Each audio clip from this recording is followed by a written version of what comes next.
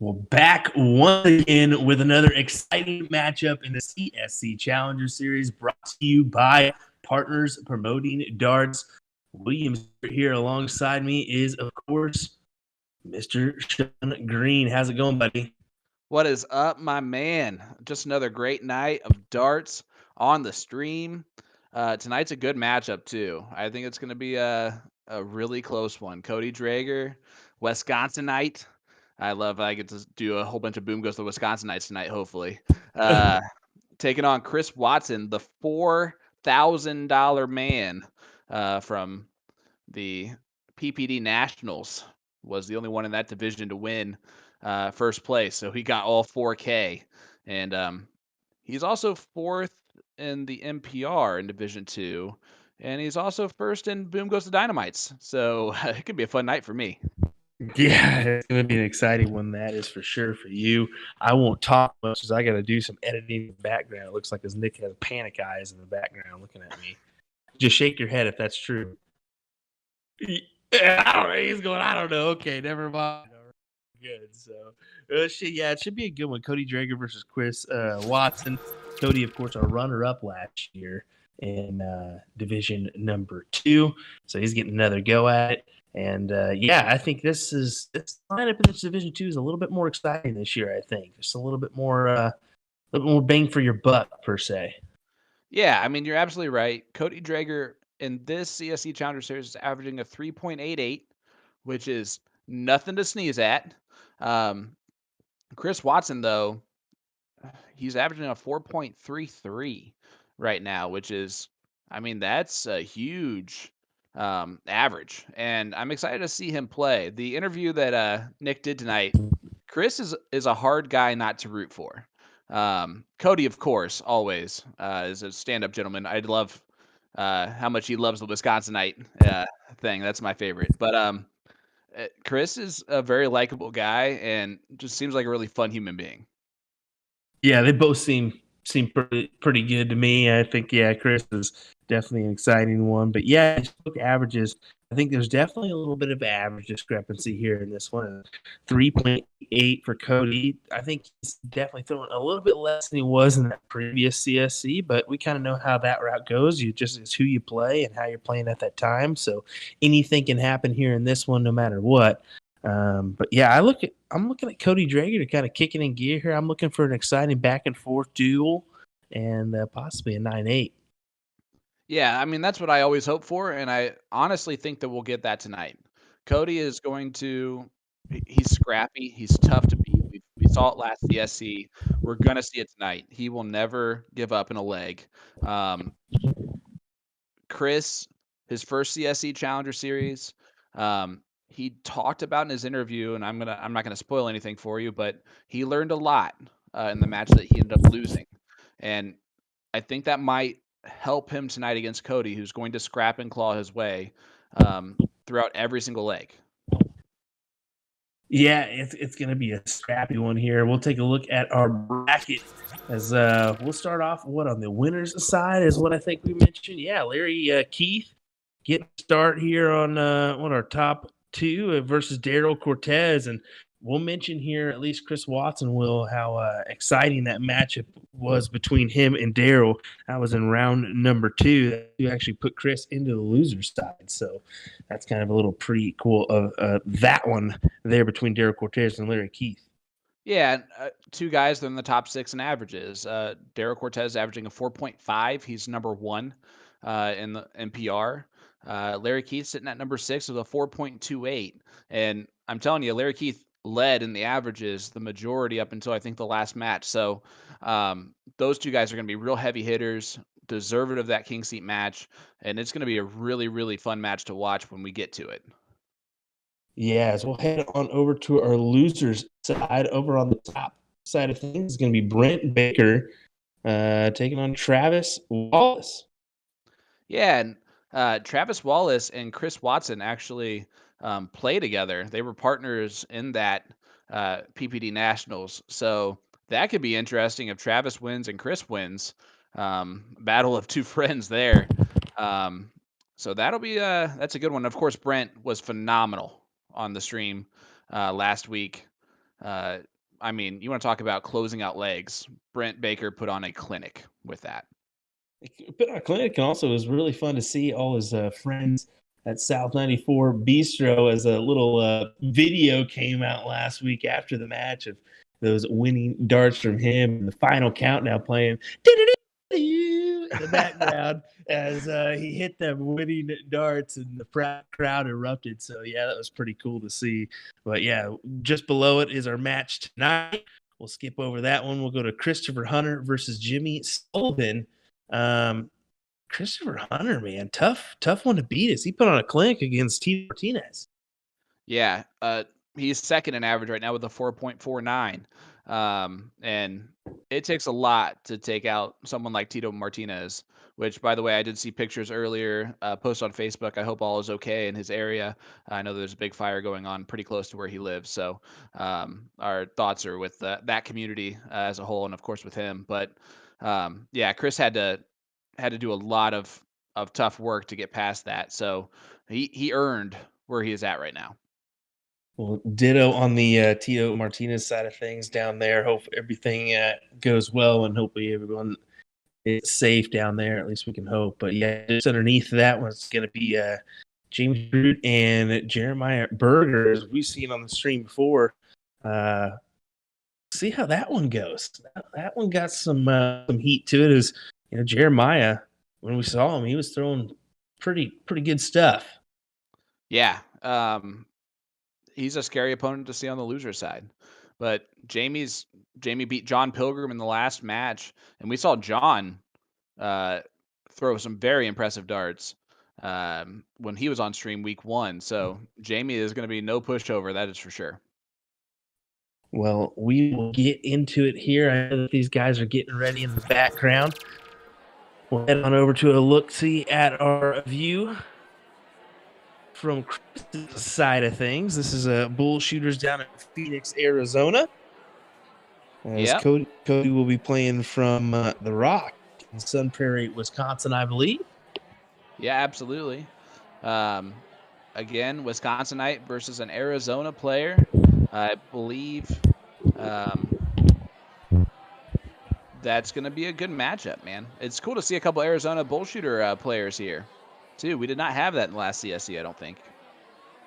Here we go with our diddle. It'll be Chris Watson to throw first. You got 3 darts here. Guys, let us know where you are tuning in from. Put a comment in the chat because tonight, A to Z Darts is giving away a $15 gift certificate to their website. It can be used on any product seen on the website and combined with any special. Use it towards a $45 purchase to qualify for free shipping in the continental U.S. All you have to do is like our stream tonight and put a comment in the chat, and you are entered into that raffle. As we see, the start is going to be from Cody Drager.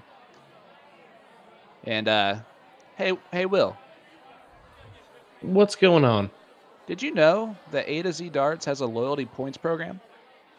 Personally, I did, but I don't think these people know about it. Well, all you have to do is log into your customer account before making a purchase, and the loyalty points will start racking up. You'll receive 5 points for every $1 you spend on purchases. Points never expire. Sign up for their loyalty points program at a to zdarts.com and start earning cash back. Join the A to Z club on top of joining the darts community. And Here we go.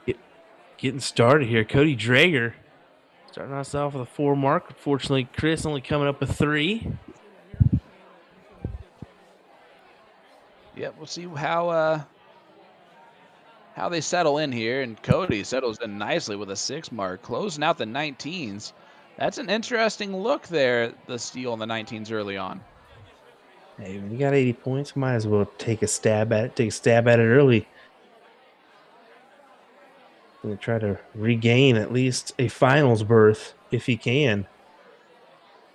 The way that Chris looked back right as he threw that third dart was almost like uh, his friends there are talking trash to him as he's throwing that third dart. It was almost a reaction. And look at this from Cody Drager starting out on fire. 5.33 now. And it is something to say that Chris Watson, this is his first time on stream here at the CSC Challenger Series and his first CSC Challenger Series.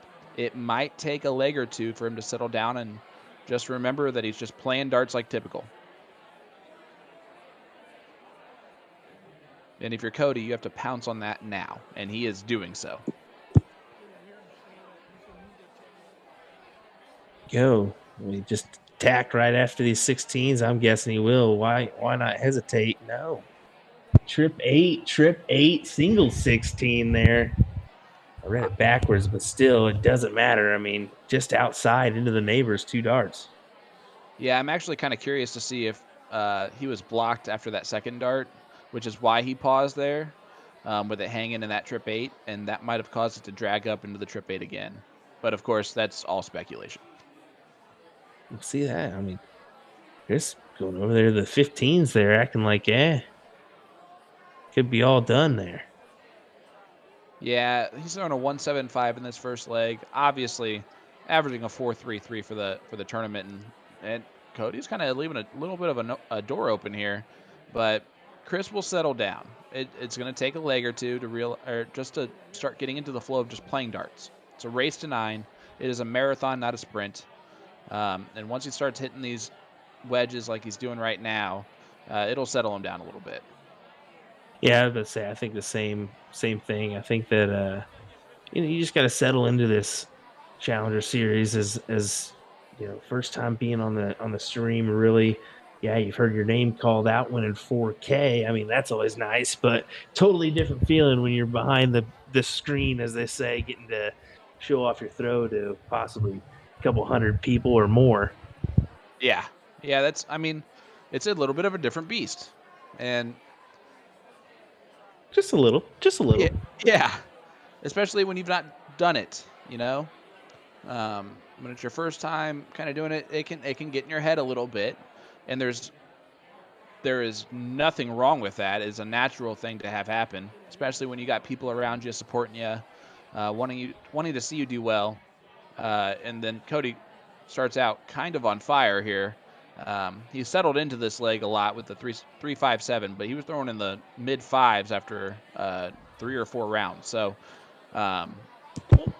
Thing about Cody too is that he's he's had the advantage of being on the stream a couple times before, but also, he'll mention here in his interview coming up, he kind of does some streaming of his own on Twitch when he doesn't have his matches being streamed. So, advantage to him. yep, and he takes out that one, a 3.55 for Cody Drager here in leg number 1. And again, these guys are going to settle down a little bit. Chris is averaging a 4.33, so that leg is a wash, right? And he might as well not even think about that leg ever again. A hard task to do here. That's for sure. Even though you got a long format, any little mistake can seem so major. Yeah. And especially when you're playing someone who, we can say this, Cody coming into the CSC Challenger Series was a favorite in this Division 2, as Dan Levine, who won Division 2, was not in this tournament, and Cody got second place. So Cody, I think, automatically becomes one of the favorites, getting that far last time. And, when you're going up against a formidable opponent and you know a little bit about the person, especially successfully about that person, they can also get in a little bit. I don't know if that's the issue. I doubt it is. It's just the fact of playing on stream and just kind of getting settled. But they could. To give a little bit of insight on the other end of things. Hi, it's Nick to share, everybody. How's it going? AKA Buck. Young Buck it is. So I was talking with Chris after the interview for a little bit, and he was like, I'm more nervous to be on the interview than anything else, as he was like trying to like settle down. I was like, no, you did great. You talk really well. It was great. He's like, yeah, I know. And he's just really excited for the stream. So I think he's, like you guys said, he just needs to settle down a little bit, because he was really, really looking forward to tonight. Well, he almost got a 9 mark there. Just wires it into the single 19, but starting to settle down already. You can see that. Yeah, I think he understood pretty quickly. I gotta get underway here pretty quick, or else this can get out of hand fairly quickly, as we've seen it happen before. And there's always that chance for a little comeback, but the more you can stay with your opponent, the quicker you can get ahead and make a run yourself. Yeah, exactly. Jake Worthy, what's up, brother? Greg Harrison, nice to see you there, sir. We haven't had any yet, but I'm expecting a lot tonight. These guys are more than capable of the scoring power to put in a lot of booms. Well, right now we do have 10 9 marks there for Cody. Yep. 21 9 marks for Chris overall for this season. A little bit of background information. Andy Koala was round 1 opponent for Cody. John Pilger was round 2 opponent for Cody. Jim Nolte putting him in the loser's bracket with a 9-8 loss in round 3. Chris Watson, Ryan Crawley in round 1. Daryl Cortez in round 2 put him in the loser's side. Round 3, Mark Mears, 9-8 win for Chris Watson. Dicey match there. Yeah, and he learned a little bit of a lesson in the round that he lost, and it helped him, I think, in that 9-8 win.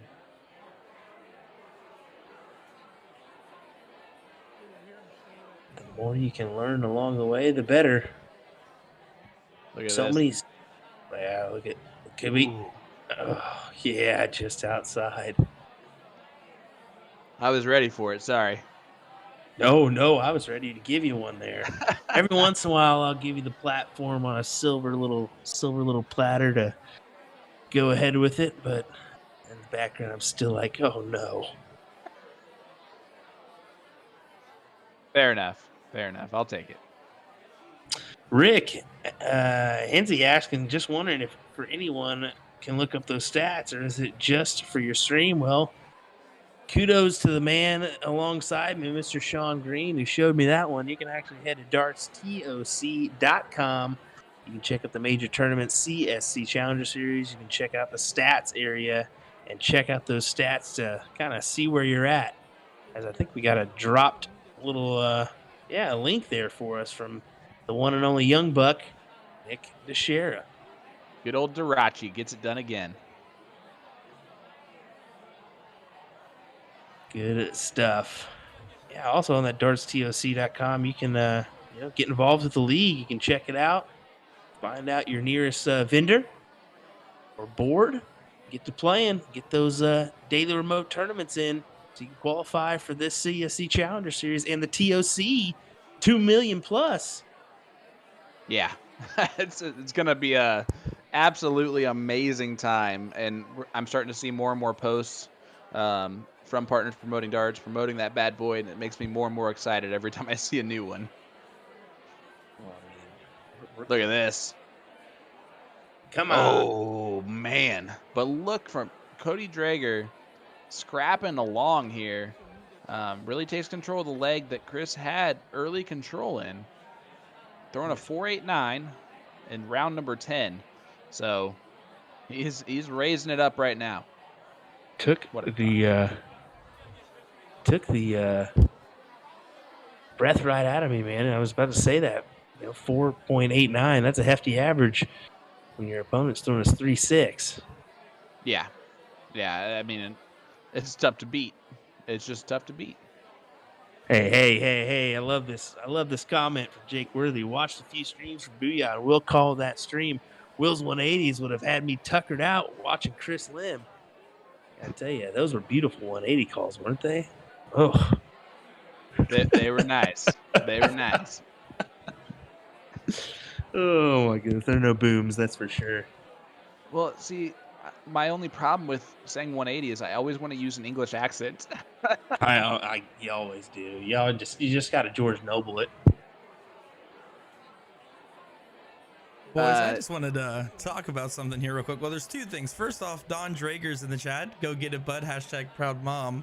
But I'm getting some play-by-play text from the Jimmy Sullivan Chris Hunter match. This group text says all the players are watching it, and then a couple others like Kenny Doyle. We're all texting along in here. Both players right now have basically not shot less than a 5. The highest or the lowest losing average is a 4.8 so far between Jimmy Sullivan and Christopher Hunter. And it is right now 3-1 with Christopher Hunter in the lead. And they just texted Jimmy Sullivan threw a white horse, and then Chris immediately followed it. So whatever's going on over there is pretty crazy. So I'll keep us updated on that one. Yes, please do. Nick Karachi to Shara. Kind of makes you want to have 2 streams, doesn't it? Oh, here we go. Oh boy. Oops, he did it again. Don't be telling Carly, everybody. Don't be telling her. Don't be letting her get any bright ideas. We're doing just fine with the crew we got here. 2-0 lead here for Cody Drager in this one. Let's do it. She goes, let's do it. Oh no! Yeah, she saw it. Mind blown. I love it. I'm sorry, Nick. Well, that's deserved. Whatever hand motions Nick gives Will over there. And there goes more matches for us. Jake Worthy asked, I actually posted a stat tonight that I was thinking about and how crazy it is. Starting Monday, I will be streaming 10 out of the next 11 days, starting on Monday. So that is, of course, the CSC Challenger Series on Monday and Wednesday. And then Tuesdays are To The Point streaming show, The Siege. And then I'm off Thursday for travel to Vegas. And then NDA with you, buddy. It's going to be a fantastic time. You say that, buddy, but then once you get into that day 6, those 10-hour, 12-hour days, brother, whoo, you'll be saying, oh man, I might be ready for that hour break. But I tell you, we're excited to be there. It's going to be a fun one. All you guys in attendance, definitely stop by the booth, say hello to us. We'd definitely appreciate that. Please do so. Look at it. Got a back and forth battle, 20s and 19s.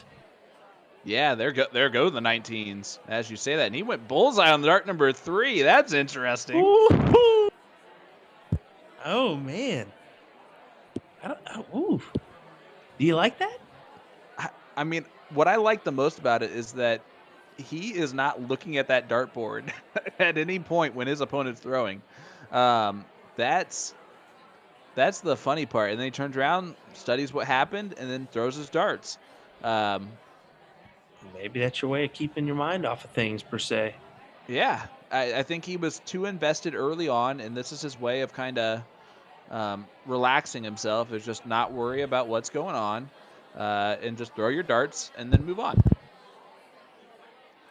Yeah, some of those times where you just got to get out of your own head and just kind of relax and focus on what's going on around you rather than what's going on in the match. That can help you. Yeah, exactly. So actually, before we go on, something I kind of saw a lot of people do that, like Chip Anderson did that this past weekend, where he'll walk completely around different tables and back He to the just back. closed the bowls. Sorry, he just closed the bowls. Hey, why not, man? If you're feeling it and you're feeling it, that's another house closed. 6-point lead. He takes the gutsy double bowl shot, and it's gonna pay off maybe. Sorry, Hey. you keep talking about that because that was interesting, but I'm floored by Chris's gameplay there. This is the first time we've seen something kind of like this. Yeah, I mean that is you're correct. First time we've seen something like that. But like I said, it's all about kind of getting your mind off things. And like I was mentioning about Chip, Chip walks around different tables and stuff, and then he will come like 50 yards back from the actual board, and then come back if he's playing a doubles match just to take his mind off things. I mean, if it works, it works. You see a Look lot at- of those top pros. They don't pay attention at all to what their opponent does. They're looking off to the side. They're taking a drink of water. That because they can't control what their opponent's doing. So why do they have to watch that?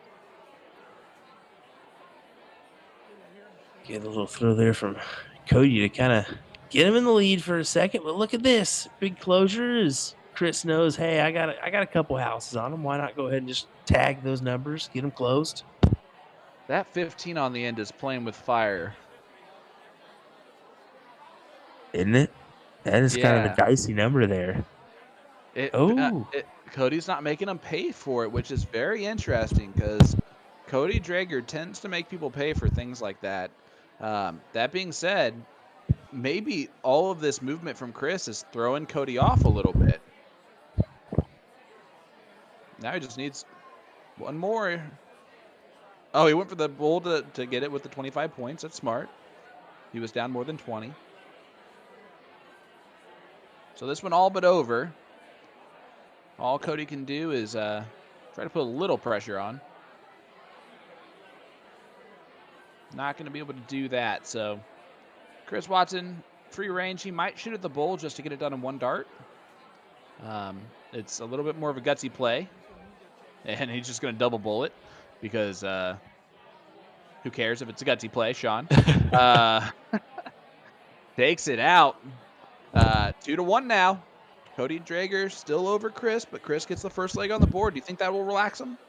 Oh yeah, definitely. He already seems to be just kind of settled in a little bit as he seems to be chatting with the friends, getting a little side activity going on per se.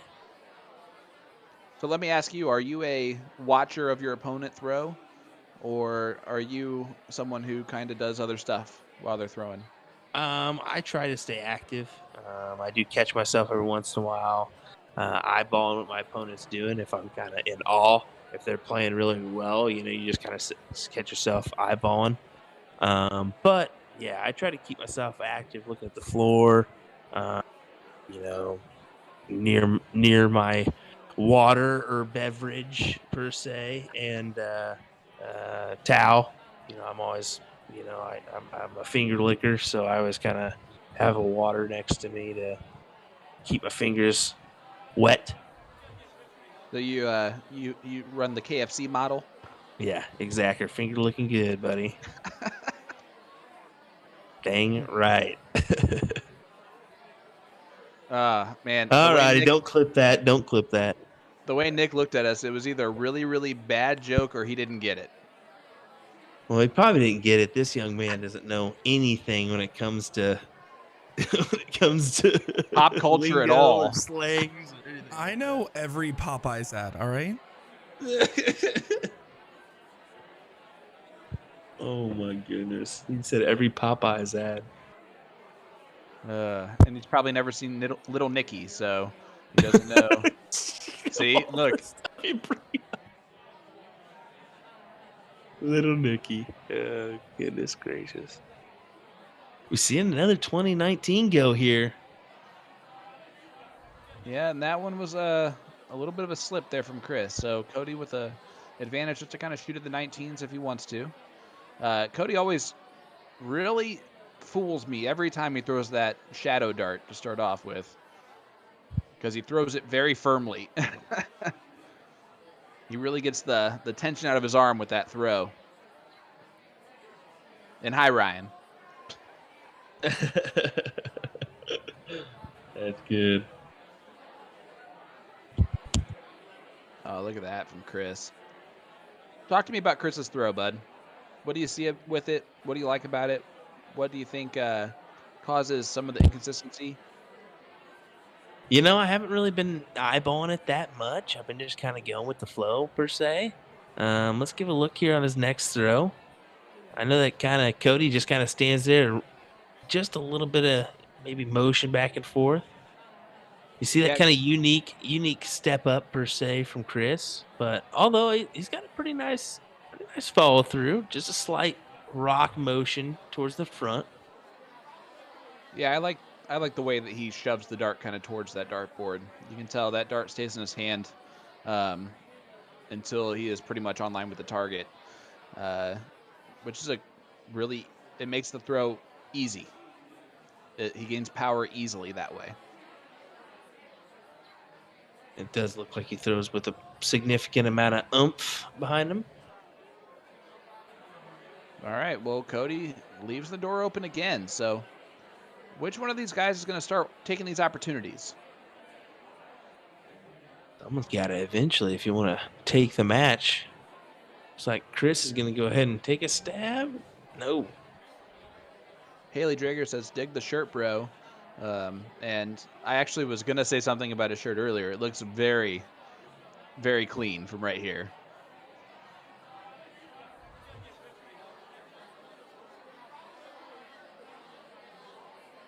Something about the white jersey that I like a lot.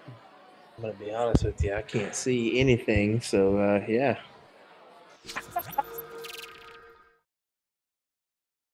How you doing?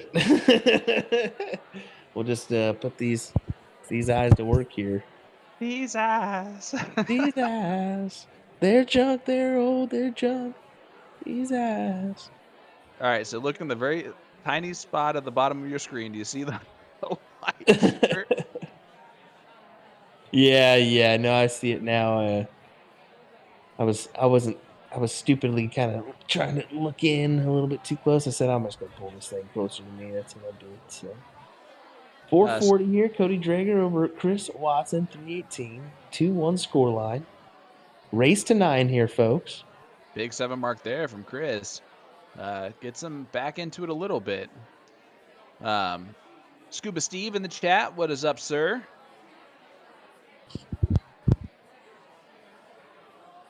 I actually, fun fact, was watching Big Daddy before coming in here to do the show tonight because it's on Hulu. Always a classic. Love that. Nick will maybe see it eventually. He doesn't know any Adam Sandler. Oh! Shabba-da-doo! He doesn't know any of that stuff. Nice little 7 mark there from Chris. We're going to have 2 a.m. movie nights when we're doing TOC. No, we're just going to dice them up after these little episodes that we got Monday and Wednesday night. We'll have a hour-and-a-half movie set in stone for them. We'll do commentary on the movie the whole time. That wouldn't be annoying as all get out. Oh, man. All right, Chris. Needs a lot of 16s here. Gonna stay right at it and does get the point lead back. You're seeing some scrapping and some clawing here from Mr. Chris Watson. Up to a 4.8 in this leg to Cody's 4.1. Cody gets the point lead right back. Oh, my goodness. Oh, just underneath, you think? Oh, I bet. Yeah, it definitely clipped a flight.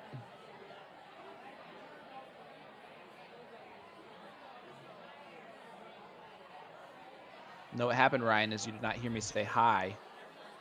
It's not my fault. He did say it. I will admit to that one. Chris gets the 15. Do you like the 15 stab there? I think Chris is just taking his option, grab another house. I kind of like it. You got to try to put some pressure on Cody as Cody bangs in a nice little 4 there.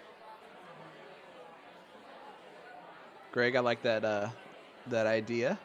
I do too. I bet you this young man's never even heard of that one. Oh, dear Lord. Kill him small. He's like, okay, come on. There we go. Boom goes the dynamite. Chris Watson gets the first one on the evening. And I am sitting up at the edge of my chair now because usually when one happens, they start raining down. It was just a matter of time.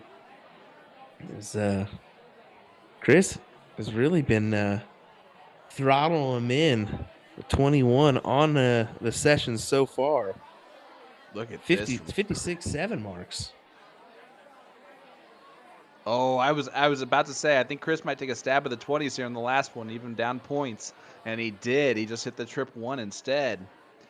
Do you like that play? Because I think it's kind of a gutsy play, but I think it's not a bad one with the two houses. It makes Cody think, do I go bulls or do I Yeah. try to close the 16s and 15s? And am I going to hit a trip 16, trip 15? It puts a lot of pressure and it puts options in Cody's head that are not winning options, which is why I like that move. Well, that single dart could very well be a misfortunate one because right now we could see Cody take advantage as that Christy one dart. Grimmel.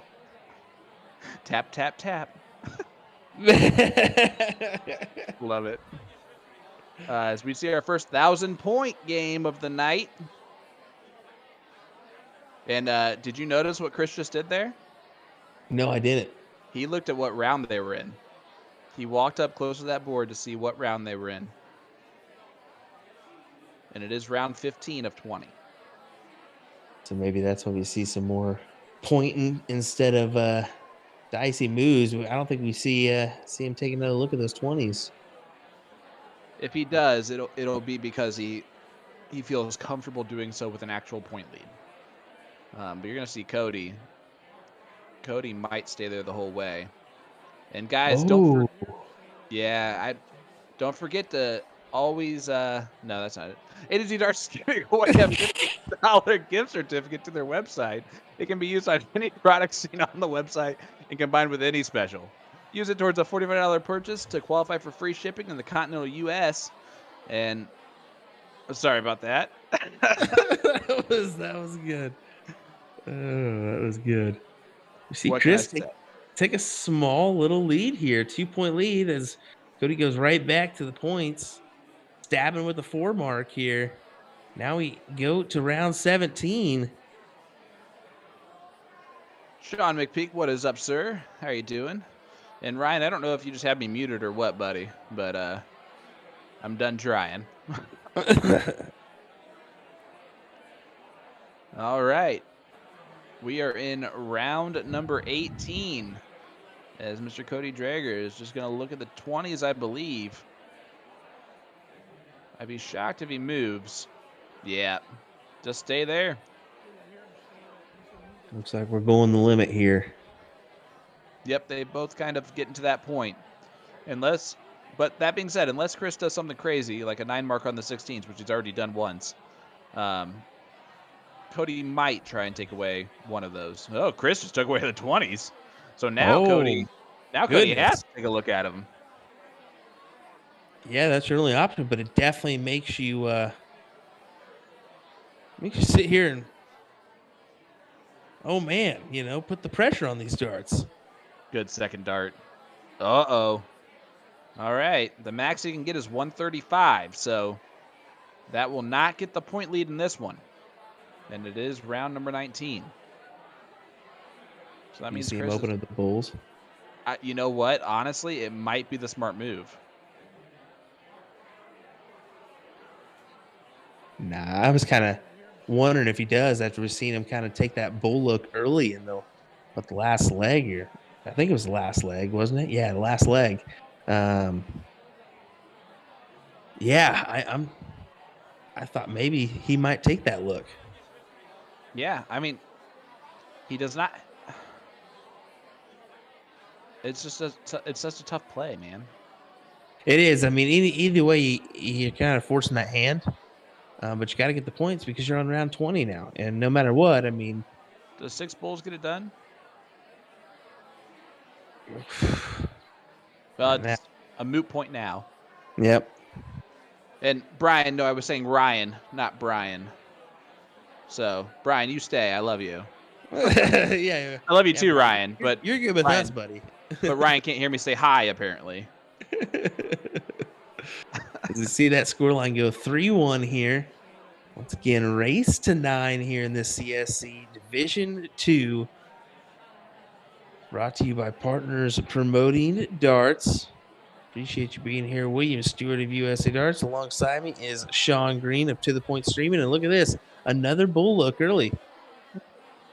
I'm so intrigued by his gameplay. And it's so interesting and different as we see a boom goes the Wisconsinite from Cody Drager. Gets 3 in the bed there on the 19s, and that's why I don't like the move to the bullseye.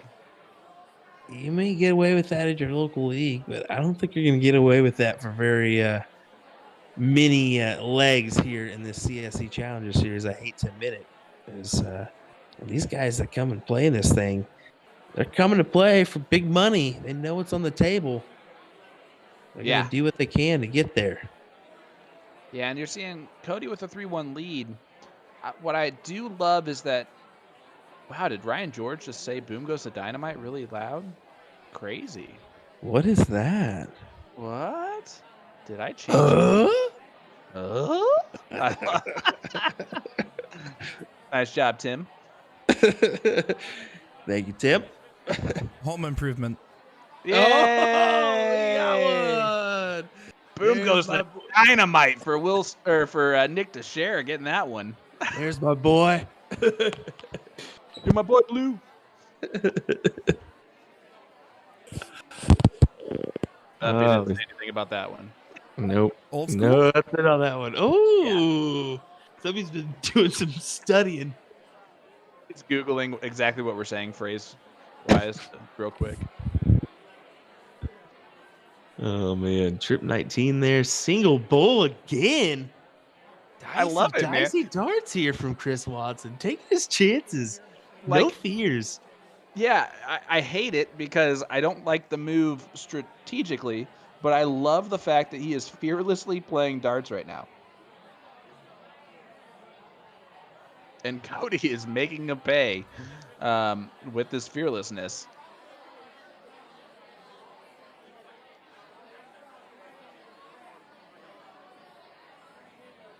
See what Chris does here. Trip 20. Do you see the close now? Yep. Allegedly.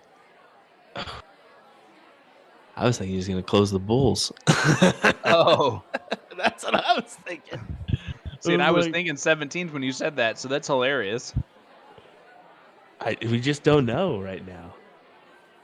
Just don't know here with Chris. He's doing some moves that we haven't seen before in the CSC Challenger Series, utilizing that bull. Does he take out the bull first? Nope. He's got us guessing, so he's obviously going to have his opponent guessing a little bit, which is kind of the point, right? Yeah.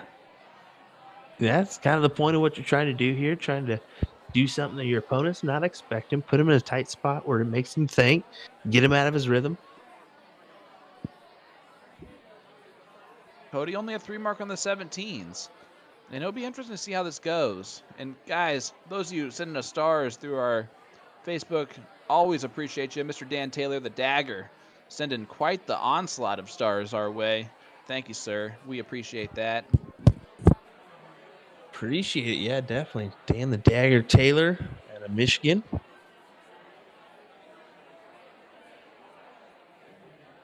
Cody Drager, who's going to try and point a lot of 17s here. And never mind. And never mind. He closes the 20s and went for the 18s instead. That's an interesting move on top of what we've been seeing from Chris. I'm still waiting for him to throw that shot of the bull. Maybe now? I don't know why I'm going to stop guessing. I was about to say, hey buddy, just go ahead and let's just go ahead and sit back. We'll go ahead and go quiet here for a second. Just enjoy the show. thanks, guys, for joining us. We'll see you later. Good night.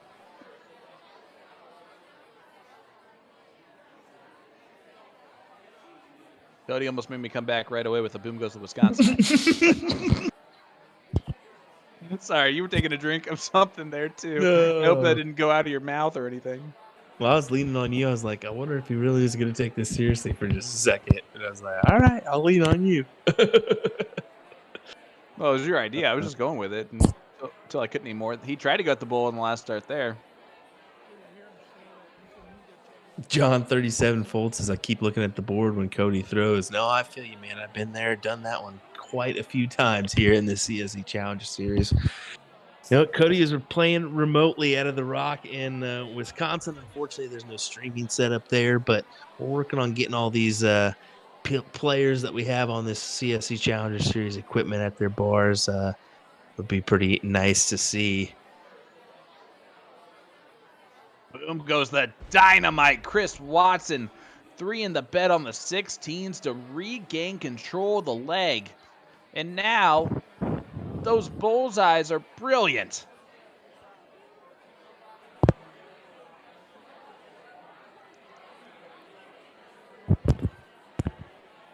Well, here we go. Go ahead and just take it out. Trip 15, single bull. Or a single 15. And another single 15. Uh-oh. Now it gets a little dicey. He does have that 2 bulls. He can lean on those a little bit. Lean on those. He's got them 16s. It's such a brilliant move now that we're at the end. I mean, honestly, when you think about it, it could possibly help you down the road. You know, that's one number that maybe you only need one, and then you got a scoring option there. Could turn the how do you say it? Your buddy Michael say, how the turntables.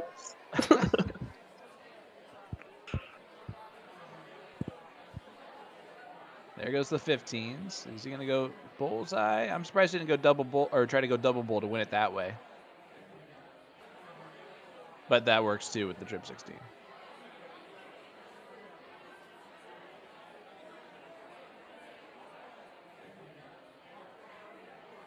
Cody's showing a little frustration.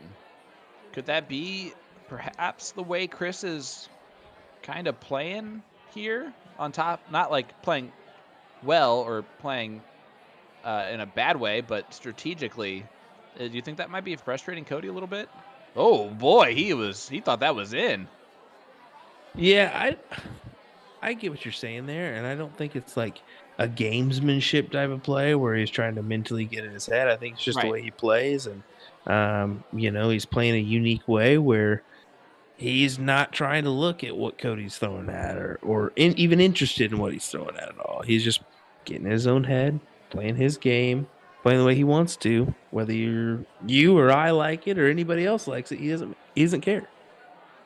Right, and there's nothing bad that he's doing or anything like that. It's just it's very different. It's making us think really hard about his strategy, which honestly is a good thing from Chris. What's up, Mr. Eric Ramsey? You see our score line go to 3-2 here. Once again, after the 7th leg, we'll have a quick little break, a little intermission per se, as we'll have a couple interviews with these 2 fine gentlemen. You can get to know them a little bit better. They're good interviews too. You're going to want to watch those. Yeah, they really were. I really enjoyed it. I mean, we got a little rockin' young buck behind us, but that's okay. Wow. Now break the ice for everyone to notice it now. Nicely done. Hey. Nobody knew what I'm talking about. You know, nobody knew. Now they're going to notice it. Since you double mentioned For it. sure they will. For sure. 110%. Fantastic. And boom goes the dynamite. And boom goes the Wisconsinite for Cody Drager. Love it. Gosh. I tell you what, we love you, Nick. I wanted to say something. I just saw Mike Carter pop in chat here. He said, you guys are right. Chris does that when he's trying to regain confidence, when he feels like he's struggling. It's a great move to get his confidence back as long as he doesn't miss. But He also wanted me to say something to you, Mr. Carter. Chris Watson says he wants to do a hat trick challenge against you of who can hit the most hat tricks. He wanted to call you out there and said he would do it anytime, anywhere. I just wanted to repeat the message from Mr. Watson. Boom. Let's make it happen. That's fun. Well, good info there from Mike. I like that. I think that's, when you use it in a smart way, it can definitely work out in your advantage. Yeah, and we saw it there in that last leg. He did it in a way where it threw off kind of what we were even discussing strategy-wise, and it worked. It's always the right move when you hit it. Yeah, it's so easy to criticize, but when you hit it, it's so easy to hush somebody up. Speaking of hitting things, Cody Drager throwing a 7.0 in this leg. With a 9 mark and a couple 7 marks.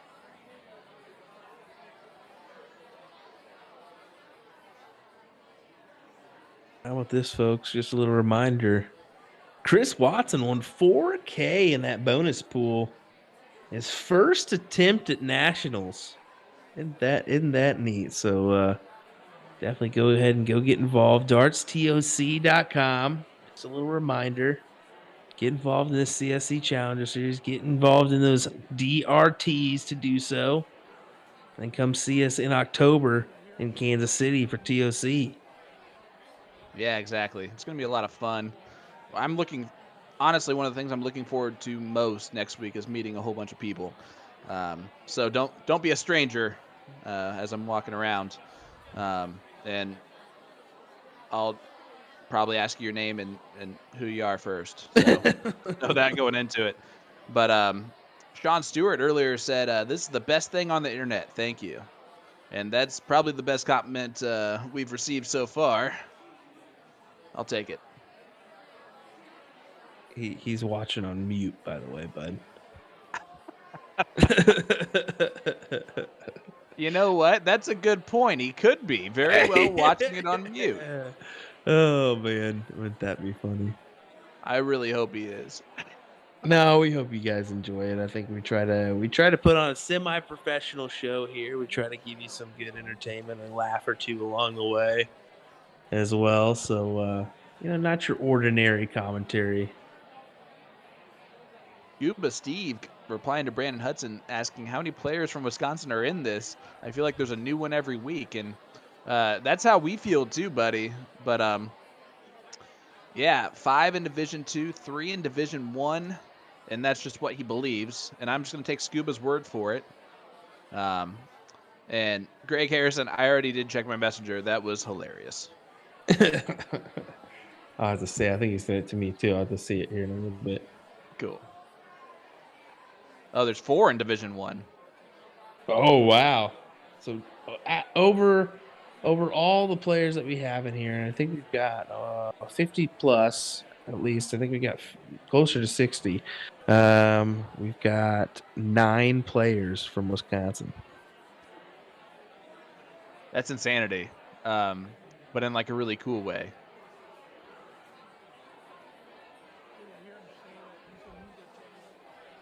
Man, 9 players from one state in this.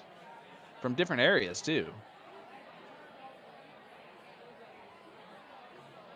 Just a huge dart community in Wisconsin. I'll tell you what, you did something wrong when your wife texts you during the stream that she knows you're doing right now and says, you better bring up your dishes when you're done. Dun, dun, dun. Don't do the guy thing and leave him down there now out of spite, all right? Love you. My wife would be like, and you better do the dang dishes too. Nice 2 trip 20s there. Nice little 6 mark. Padding a little bit of a lead here. 220 plays 94. 4.0, 4.25 here as we see a nice trip 18 start. And he gets another one. So Cody again scrapping and clawing, staying in this leg, throwing a 4.5. Chris throwing that 4.25 is going to try and, well, I don't know why I'm trying to guess. It's Chris. And I mean that in the best way possible. And he gets 2 trip 20s there, so points it up. Brent Peters says, "Hey, you want answers? These are from dinner tonight." She gets on it quickly, let me tell you.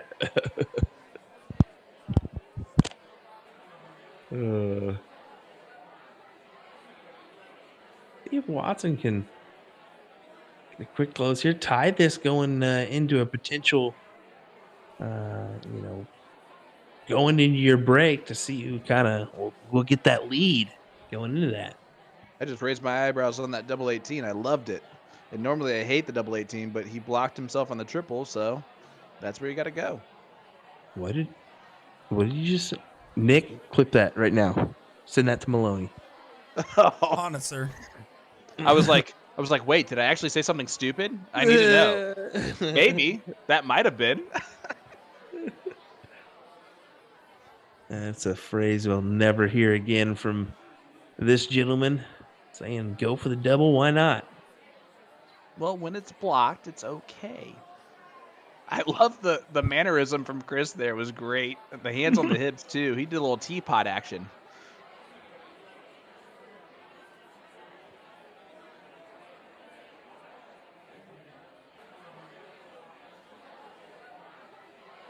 All right, let's see what Cody can do.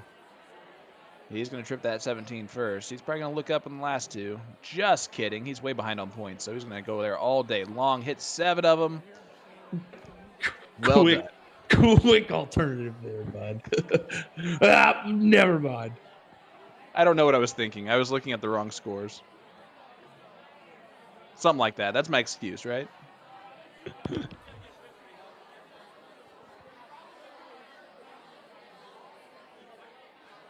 Couple singles to close, right back up top for some more points.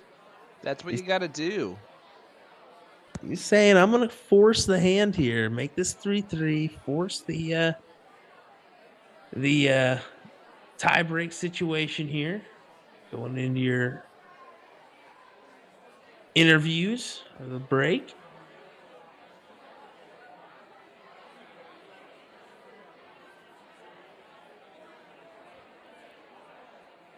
Look at that. Oh, my goodness. I mean, boom goes the dynamite on that 8 mark because that was so cool. The trip 16, double bowl, trip 15 move. Now you're just sliding it in there on those 8s too? Okay. Why not? Why not? Okay. Why not? You know, the more I can say it, the merrier. Seen a little update from Justin Downing. Travis lost to Brent tonight, so Brent Baker advancing on the loser side. Yep. And see the Rodney says broom goes the janitor. Dang right, buddy. And there it is, guys. A 4-3 match. It could not possibly be closer. Cody Drager, the Wisconsinite, out on top early against Chris Watson from Arizona. But anything can happen. Will? Yeah. You gonna send us out? Oh yeah, I can send you out. I mean, no big deal. I was just staring at comments here. No big deal at all. So it's a 4-3 here for Cody as we head into our interviews here. Enjoy these ones, as it's definitely some entertaining ones. Cody and Chris got some good input. You can find out a little bit more about them here. Enjoy it. William Stewart of USA Darts Productions, joined by Sean Green of To The Point Streaming. Stay with us, guys.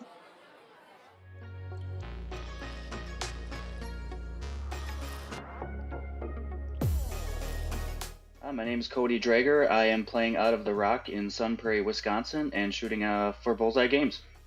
Well, Cody Drager, it's an absolute pleasure to have you back on the CSC Challenger Series. For people that aren't familiar, you were last season's runner-up for Division 2. How's your run going compared from last time to now? I'd say it kind of started. It started out a little bit of the same. Got some good wins.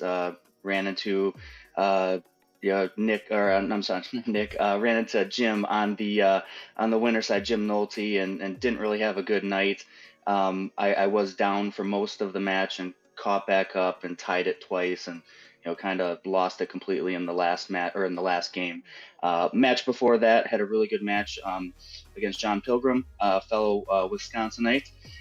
We had a pretty good battle for the full 17 games. I was fortunate enough to shoot really good in that one, but here I am in the loser side against Chris Watson, somebody I don't think I've really played before, but I've seen his name throughout, and obviously he wouldn't be in this event if he wasn't a good competitor. So.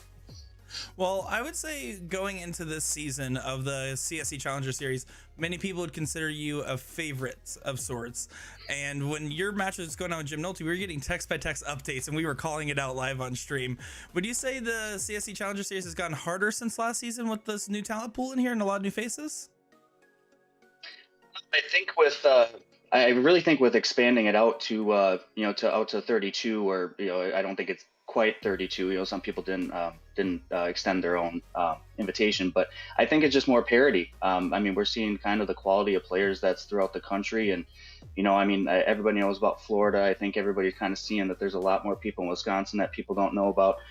But Arizona is not a state to shy away from. We've got everybody in the Midwest and Missouri, Kansas, Nebraska, that area. So I just think it's a lot more people getting involved, and I think we're just seeing the quality of players that are out there. Well, as a Wisconsinite, we know that you're prone for having very intense starts. Our Wisconsin players are just ferocious on the dartboard. Would you be interested in what Boom Goes Wisconsinite jersey? We're trying to get this thing off the ground. So do you think you could rock one of those? I think I could. I think that'd be pretty cool. I know there's been a lot of Wisconsin players in both Division I and Division II this session, which has been nice to see. I see it all the time going to bigger tournaments and stuff, that I know that the quality of the state is here, and I think that'd be a cool idea. So, is there anything you want to say to your friends, fans, family, or anybody else watching along? So obviously I don't have the setup for doing it myself directly for the stream. So I've been kind of twitching my own matches here and there leading up to this. So thanks to everybody that's tuned in and supported me that way. I really appreciate The Rock having me at their expense for darts, and allowing me to shoot there a couple nights a week for league, and of course for this as well. So thanks to everybody that's going to tune in, and hopefully we'll put on a good show for you. Well, that's Cody Drager, everybody. CSC Challenger Series Division II playing against Chris Watson this evening. Thank you again, and shoot well, Cody. I'm Cody Drager, and you're watching the CSC Challenger Series.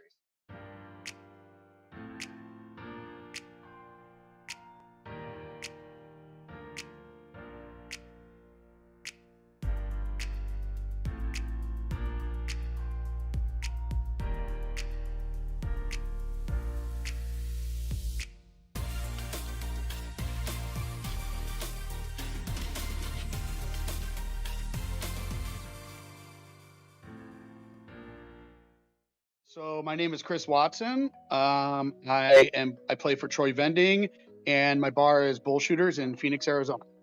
Well, Chris Watson, it's an absolute pleasure to have you on the CSC Challenger Series Division II.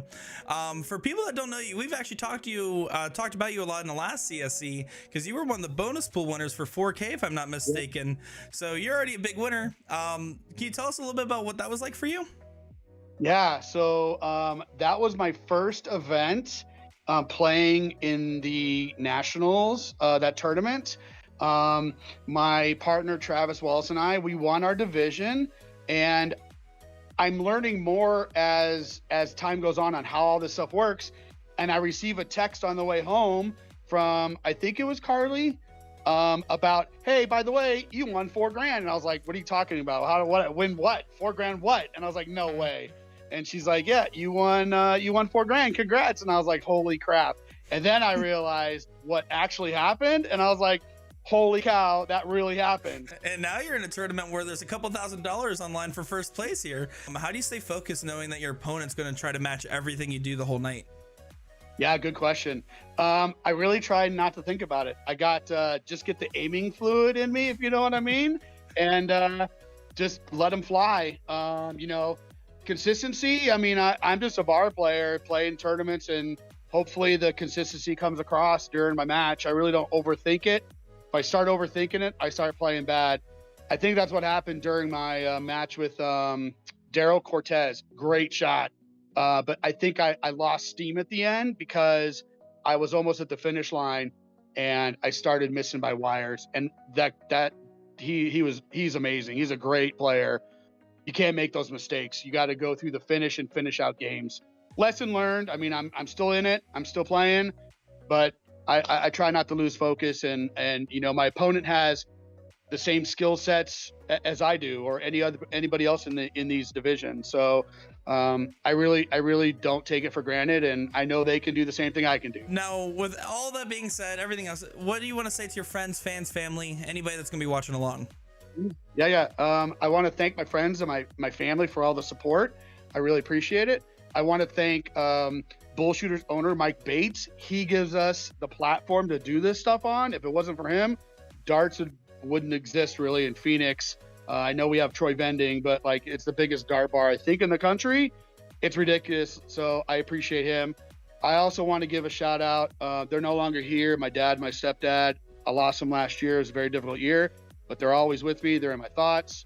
And I hope they give me some strength today to get past Cody, who's a great player, but I hope I get the strength today to beat him.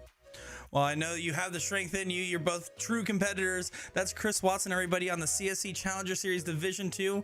We look forward to watching your match this evening, and shoot well. My name is Chris Watson, and you're watching the CSC Challenger Series.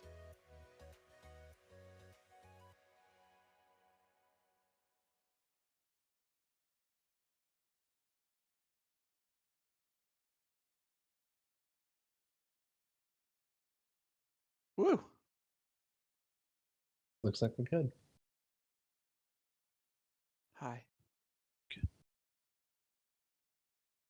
All righty, everybody. Hey, welcome back here. We're kind of getting back to things. As Sean may have dropped out in the background, but it looks like he just joined us again. But we're here live for Cody Drager versus Chris Watson for what should be an entertaining matchup here. I got to tell you, it's 4-3 right now on the intermission. So, yeah, it's been a doozy so far. What do you think, Sean? Well, I think that the wind is blowing really hard outside my house, and it is causing my power to go out once. That was fun. Hey, welcome to the club here, man. And I'm glad it's just not me having the internet issues here and there. I was like talking about some flavor blasted goldfish. Next thing I know, there it goes. I'll tell you what, I was just complimenting the baby goldfish. Why get the real goldfish when you get baby goldfish? Get twice the amount for the same price. Are you kidding me? What kind of stuff's that? I really feel bad now that I told you that was a good idea and allowed you to repeat yourself on stream. Oh my goodness! Just the funny things that will drop in the background that now you guys know. Heyo.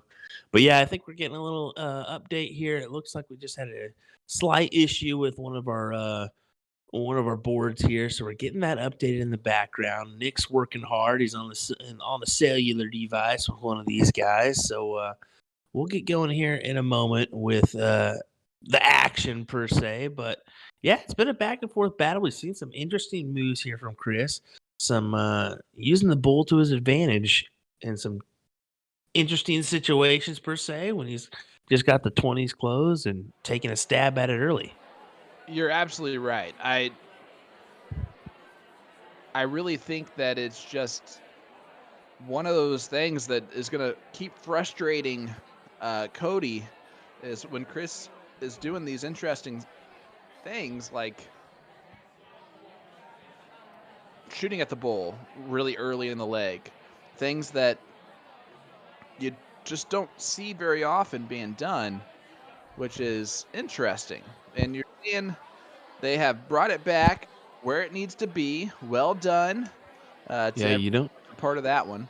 Yeah, I was about to say, what you don't see in the background is Nick wiping his brow, making sure, oh man, I think we're good.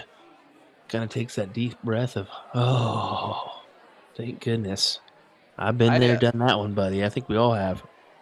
I think Miss Jen Mounts needs to realize how many people are on board for this Boom Goes to Wisconsinite jersey. Oh my goodness. I got to tell you, there's the hefty amount of people here. I already told her, I said, hey, you might want to jump on board this train here. I saw a good one from Mr. Eric Sharp on our USA Darts page today as we dropped a good match between Chris Lim and Jeremiah Millar. Yeah. Somebody dropped a Boom Goes to Michigan Air night. It's like, that works. It works. That's wonderful. I love it.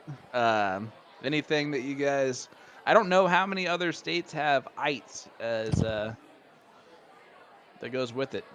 Dynamite, the Wisconsinite, it kind of works out perfectly that way. I actually am a little bit sad because John Pilgrim, the very first week, I actually thought about this during this stream and never got a chance to say it after I thought about it. But he's from Baraboo, and Boom Goes to Dynamite would have been pretty funny. And I never got to say it, so there it is. You've been dropping some good ones here. The Damn You Scuba Steve was good. I enjoyed that one. I'm glad that you did.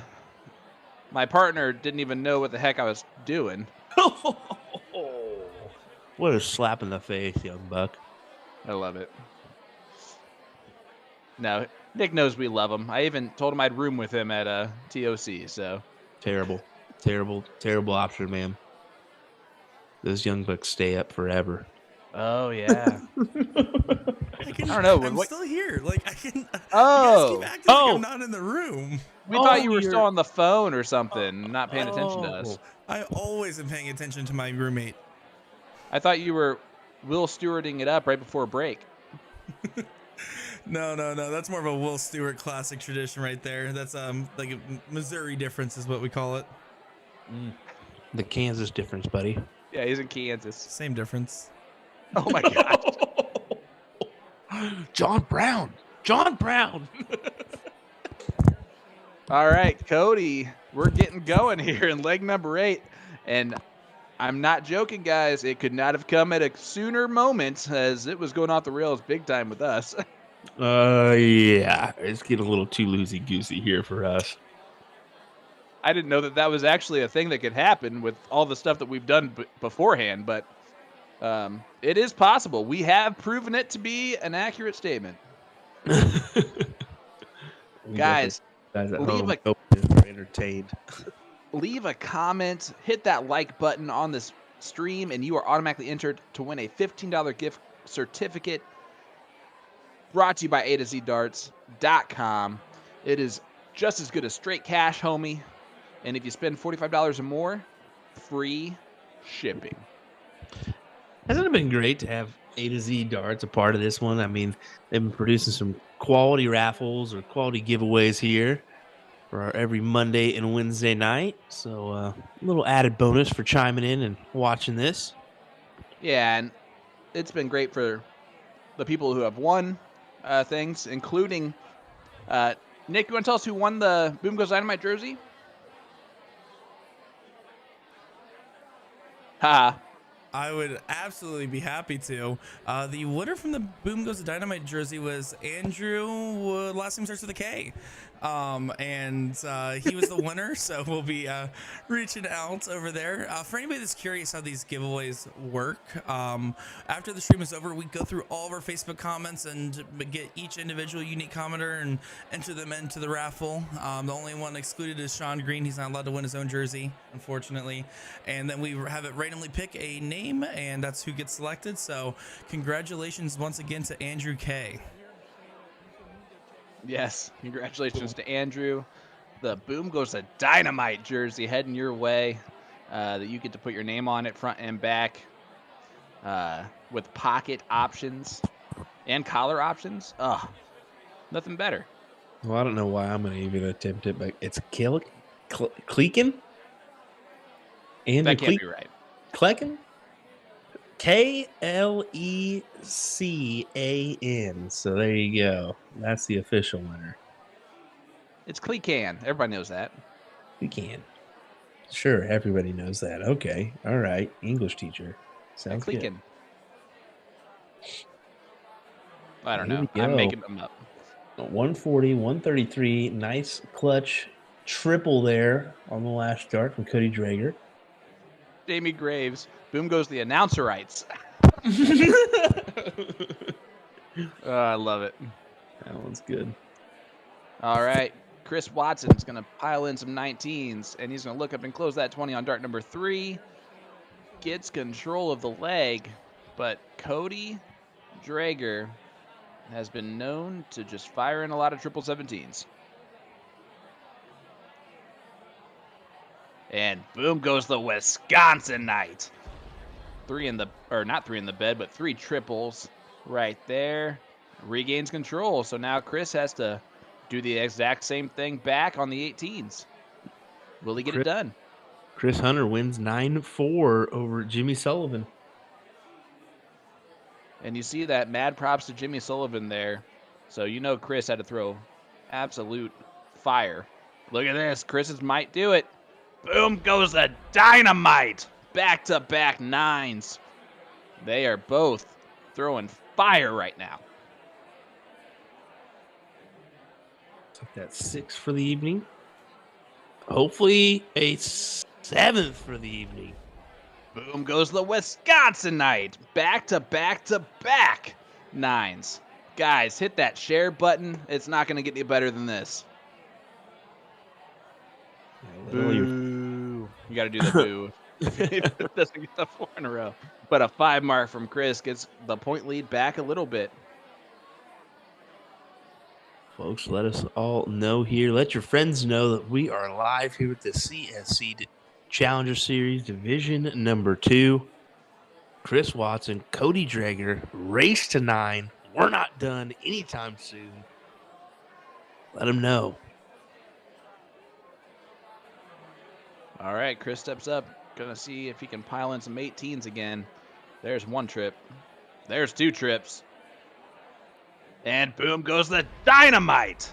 Gets his second one on the board in this leg.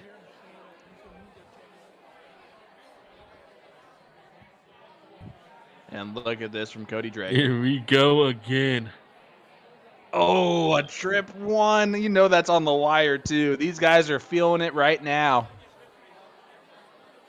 Yeah, Matt Foster, great time to tune in, buddy.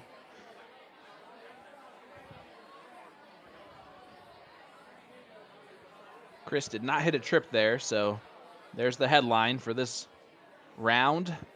Wow, didn't hit a trip on all 3. Sometimes those trips seem automatic to these players, and right now they kind of do. And a little slowdown from Cody following it. Chris has got to feel pretty good about that, actually.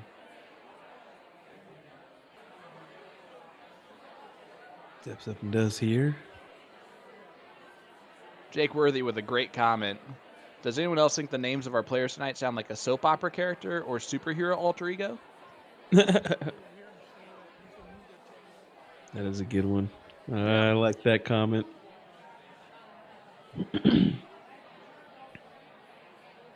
All right, let's see what the Wisconsinite can do.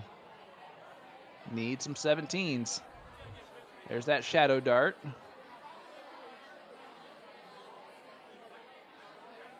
Needs a trip here. Does not get it. Gets the point lead, but that's not really enough. Who knows what Chris is going to do, but if he hits 2 trip 18s, he might move down to the 17s. Or go bull. You never know. Yeah, I'm not even going to guess anymore. I mean, that's the honest truth. He stayed there the whole way, got 5 of them. A little breathing space as the wind is howling a little bit harder outside my window, and I'm getting a little bit more worried every second. I will say I was very impressed with how quick my power came back on, and the internet came back on pretty quickly too. I was impressed too. I was like, oh no, I'm going to be flying solo here. Not that that bothers me any. I think I've done it enough, but as we see... Boom goes the Wisconsinite from Cody Drager. That is, I think, the 5th one of this leg. Between the 2 players. Maybe the 6th.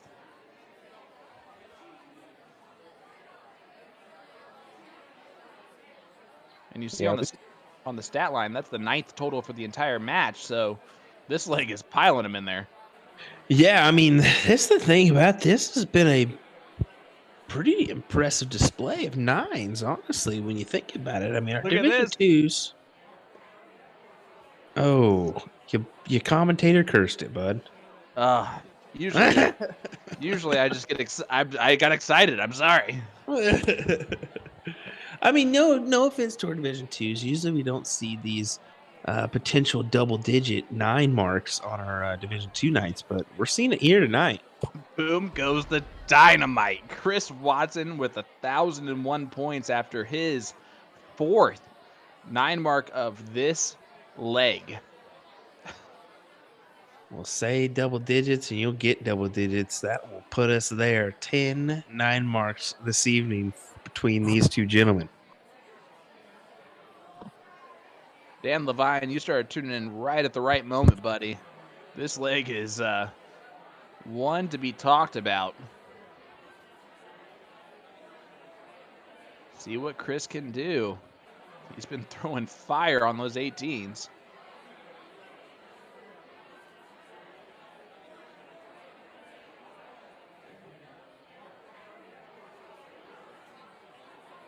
All right, Cody is going to look down at the 17s first. Gets the point lead. Stayed there for all 3. So never even looked at the close. And I'm okay with that without getting a triple with those first 2 darts, right? Well, I think that, and I think you're creeping up on your limit here. You're getting around 15, 16 here, I bet you.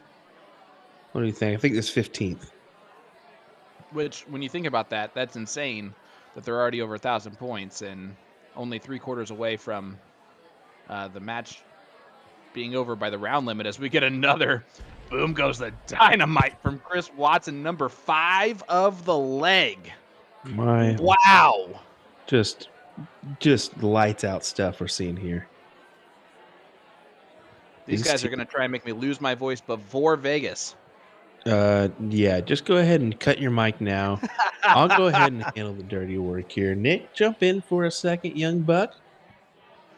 Darts. All righty. Hey, there we go. That's all we need to hear from you, man. Young man. I'm just kidding. Dynamite drop in, Donnie. Those broadcast schools are really paying off. Oh, my Lord. Hey, we just know how much it takes background work for Nick. I mean, honestly, you do enough just pre-work material and the interviews and stuff. I couldn't imagine. Well, yeah, I know how it goes doing the commentary and the production too, bud. So you're not getting any slack from me. Sorry. I'm just going to piggyback on that and say samesies. Samesies. Oh, no. I'm excited for TSC. I think Tournament of Champions is going to be fun with these 3 gentlemen here. Well, you just counted yourself as a 3rd person. Oops. Are you seeing a 3rd person in our stream besides yourself? That's crazy.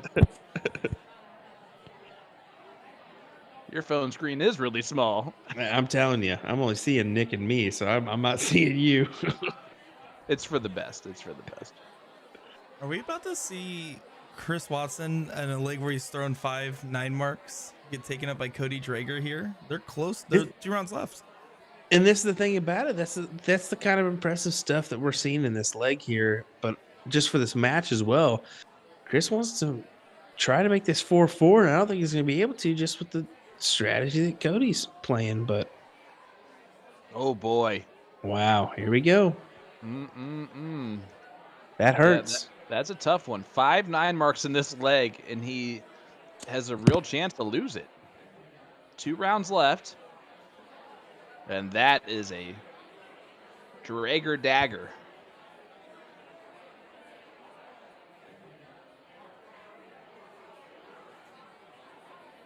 Nothing. Well, I think you just go ahead and see him get the big triple there and then add another one, with the 4 mark. Just padding a little bit more, but just needs the Bulls here to make this 5-3 here and steal one away from Chris Watson after what was impressive back and forth 9s. Travis Backus Backhouse, sorry. This match is boomgoesdynamite.com. I love it. Cody with a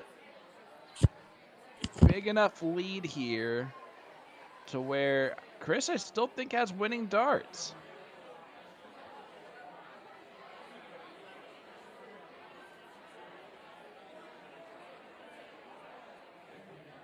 Yeah. He needs 3 in the black. There's the first one. Can he possibly get it? Yeah, that's he knows it's over, but that first start made it real interesting. Wow. 4.95. That's an impressive little number there. Thanks, Jake. At least someone saw that. During the break there was a issue where I had to call the players relating to the board. And when I was talking with Chris, I guess he was eavesdropping on you guys a little bit there. He's like, I'm not really nervous to play on the stream, by the way. It's just that, like, look at all these people behind me. That's what I'm worried about. So that's what he was telling me in the break, was that he has so many people there supporting him, and that's why he's trying to hyper focus in, and he wanted to let you guys know as you got the entire bar watching practically. Hey, then that can be, something to think about too. Is may not just be nervous, or may not be nervous to stream, but nervous for who's all around you watching you too. I mean, I didn't even think about that one. Well, yeah, there might be people there watching him that don't know him at all, but just see a whole bunch of other people around him watching him. Yeah. And so like, oh, I need to go over here and see what's going on. And that's pretty cool. Well, that's the power, and that goes to mention something, and I have nothing against like legions or anything like that, but if we want to grow the game, you want to try to be in the best bar or venue that you can that's going to have constant in and out people and constant eyes on you, and possibly some younger crowd involved as well, because that's how you're going to grow the game down the road. Yeah. No, you're absolutely right. It's going to take... And once again, like I said, nothing against legions or stuff, but very big, and VFWs for the game. They're very big in part of the game. So definitely continue to go to those, but you definitely want to have a mix.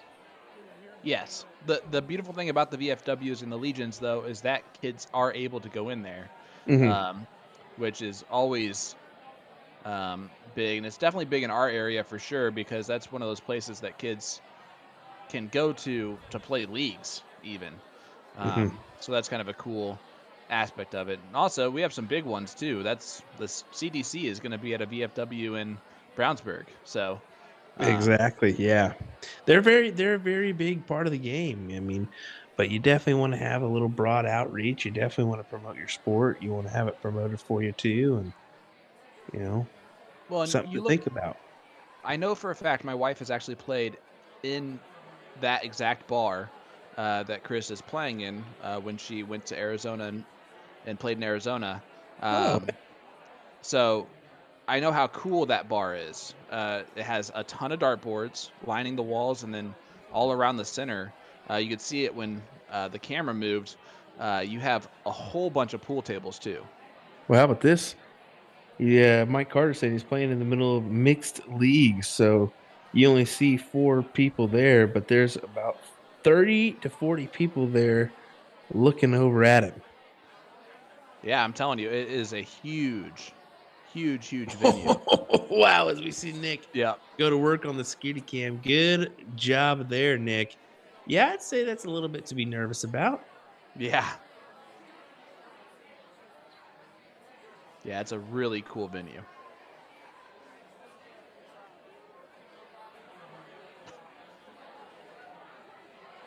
Good enough.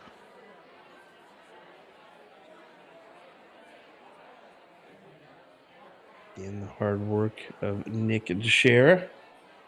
I learned I learned what that's called. That's a good pullback there, Nick. Apparently that's the technical term.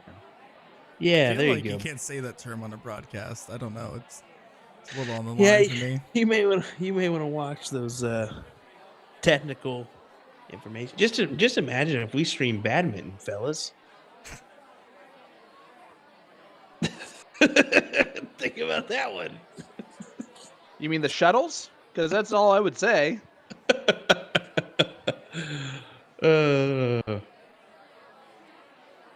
Oh boy, the things that we think about. Oh man, I apologize.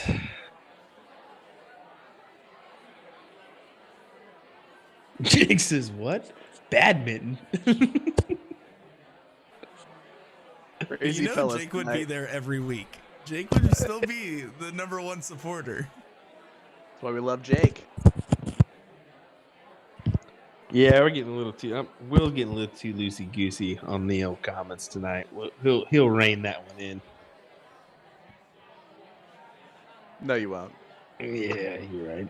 Once it started, it's a never-ending subject. Oh boy, it's amazing we still have this job after all these weeks. Some of the things that we do. Next week, the CSC will be brought to you by Brandon Neal and literally anybody else.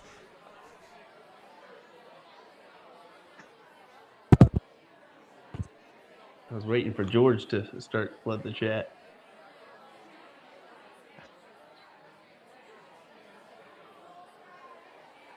Thanks, Jake. We appreciate that. At least one person enjoys it.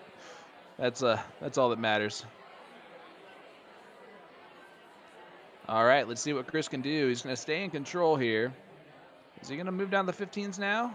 Nope. He tried to wedge it into the 20s. Gets a single. So has a 50-point lead, which means Cody needs 4 15s at least to get that point lead back. Does not do so. I'm not going to guess what Chris is going to do because Chris does different things at different times.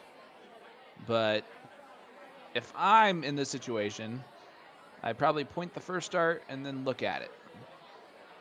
Well, can I ask, was that your wife grabbing the dishes that you didn't bring up?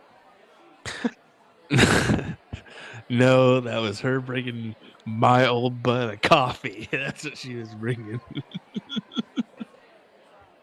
Thanks, Nick. Wow. Maybe this whole Nick jumping in there with comments isn't necessarily the best thing. You're gonna get me in uncharted waters, buddy. But speaking of it, she could never mind. I'm not gonna say that because if she catches wind, she'd kill me. And Nick's back because Will suddenly his whole entire connection was lost. Oh my goodness! See what you do, Nick. Oh, Nick, young buck, Nick. All right, so Chris with a 15-point lead. Do you close here with that? I think he did. I think he. Uh-oh. He rushed dart number 2, that's for sure. Yeah. I think if you're on Chris's side of things, I think you just take your stabs at it here, 1, 2, 3, and try to go at it. Yeah, but yeah, I think Cody had to take his opportunities while he could. You know, he doesn't want to make this 5-4. He wants to try to advance 6-3, but looks like the tide might be in Chris's hands. Yeah, this thing's gone back and forth, and it's been fun to stay with it. This is a scrappier leg. We saw the very last leg was filled with, 7 9 marks in the leg? Tie the record for the most 9 marks in the leg? Well, yeah, I mean that's the thing. We're seeing a lot of scrappy legs. We're seeing some distance legs too, as we're seeing 10 o'clock here, and you know we've only played 9 legs here, going into our 10th leg. 11 o'clock here. Yeah, I was gonna say 11 o'clock on the East Coast, Pacific time. You lucky guys are a little bit closer to dinner time per se. Probably just passed, I guess. But anyway. As you can tell, Will's hungry. Food. Donuts. All right, a 2-mark start from Cody is not ideal. No, it's not. Really not at all. I mean, Chris Watson with the opportunity to 1, 2, 3 this, close it.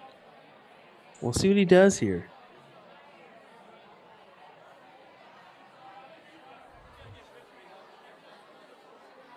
Drops the first one a little low. Oh boy, now it's a squirrely leg. Uh-oh. Gives it right back to him. He did not want to walk through that door.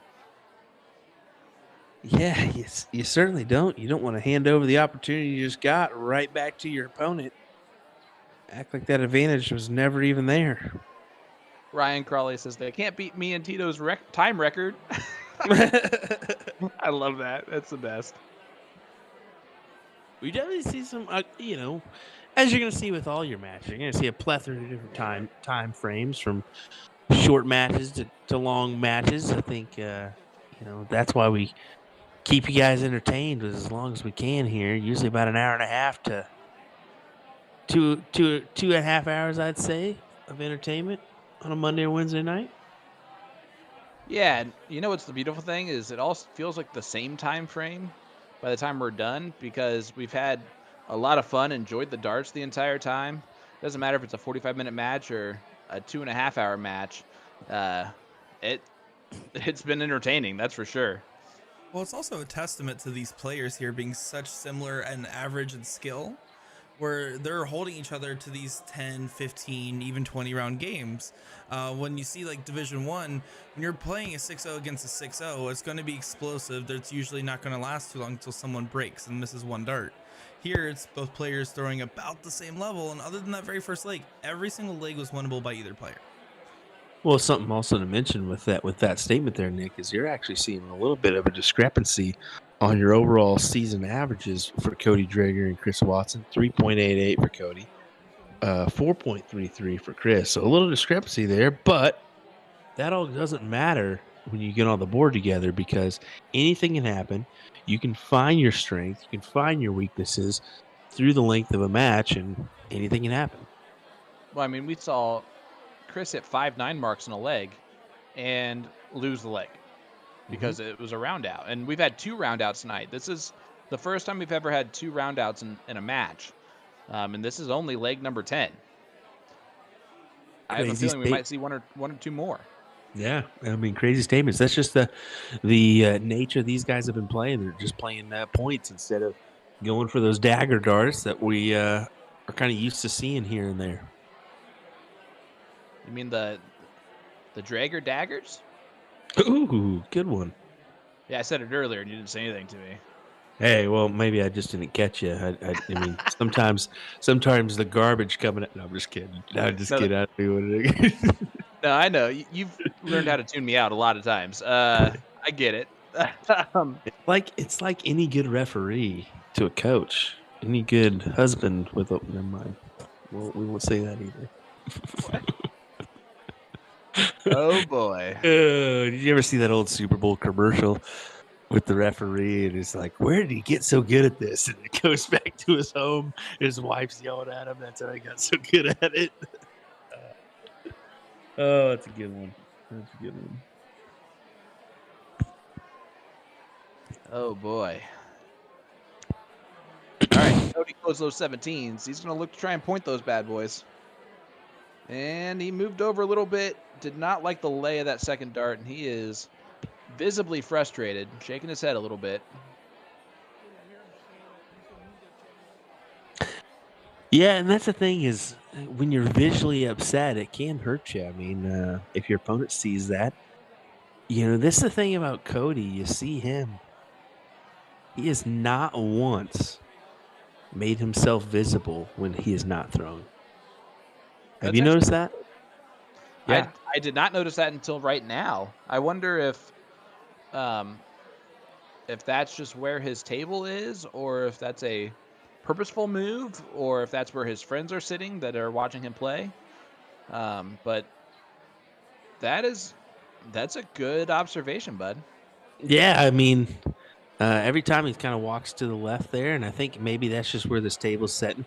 You kind of see the angle, the throw line's definitely to the left side of the screen there. So maybe it's just the way the board sets, but it's still a little bit of information too, Katie Runk says where the table is, so maybe not a little bit of information, but hey, it's something to think about too, is if you can see what your opponent's doing, Katie, it's okay not to ruin the storyline that we're trying to set up here. Come on, Katie production. Come on. This is like the 4.5 hours to Wisconsin thing all over. I'm supposed to look up how long it actually would take me to drive there. Gosh. She goes, my bad. It's all good. It's all in love. We actually do love the information. It does tell us a lot. It makes us not have to think about what the endless possibilities are. No, and that's the thing. We've mentioned it before. It's like, this is why we love doing this, is not only are we entertained, do we have a laugh, do we have some fun, but you guys have mentioned that you guys like the entertainment, and you guys give some good feedback that we want to know, whether it's other matches in this CSC Challenger Series, useful tidbits of information on the players that we have on the stream. All that little bit adds up to a great show. So without you guys, we wouldn't have that great show. Well, buddy, we are close to having a 5-5 scoreline here if Chris Watson gets 2 bowls. That's There's crazy one. to say because we were just in a 1,000-point match, it feels like. There it is. And you get a little fist bump there, too, but 5-5. Don't call it a comeback. And, guys, if you are wondering how to become eligible to play in the CSC Challenger Series or in TOC in October of this year, players become eligible by playing in PPD leagues and daily remote tournaments, or DRTs. Leagues are starting daily. Get involved by going to dartstoc.com and checking out the map. The map will show any locations with G3 boards within the PPD system. They are always accepting new members, so if you're not seeing anything in the area, have your vendor contact them on the website. From there, players can sign up for leagues on the website. It doesn't take a ridiculous amount of games to be eligible either. Consistently playing in one league a week will keep a player eligible for this event in the future. Again, go to dartstoc.com to get signed up today. And the way to become eligible for the CSC Challenger Series is you have to be within the top 500 players points-wise on the All-Star rank list by the lockdown date. Keep in mind the way to get points: league match played, DRT played, All-Star triples, have bonuses with them. But they take the top 500 players on the rank list, sort that list of players by player rating. The top 32 players are invited to Division 1, and the next highest 32 players are invited to Division 2. High five there, Sean. Good job. Brent Baker tuning in, said 5-5. Awesome. What a match. Yeah, we love to see it. Congrats to you, Brent, on your win this evening. Good on you. Good on you, mate.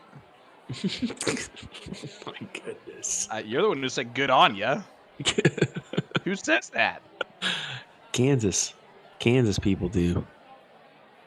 Hey, listen here, okay, buddy? All right. Dang. All right. So are you in Western Kansas as well? I'm technically more central southeast, as they call it. I'm in Wichita, so I think it's the second biggest city in Kansas. I believe we got 800,000, 700,000 people, so not too bad. Wichita State Shockers in the area. There you go. A couple runs. Yeah, a couple runs in the NCAA. So, yeah, that's kind of the mentionable that we have. Other than that, nothing. Just good old-fashioned country living. Hey, for us Hoosiers, man, we're about a month away from the greatest month in racing with Indy 500 at the end of May. Have you never been to that? A fantastic sight to see. I saw from the plane actually coming in for the CDC event a couple years ago in Indiana. It is amazing. Guys, look at this from Cody Drager and Chris Watson. Guess what? They're going to point some 18s and 17s, I bet. Mike Carter saying the owner of the bar is on the left side of the camera. He's always there supporting, talk about ambassador of the game. Shout out to you, sir. That's awesome.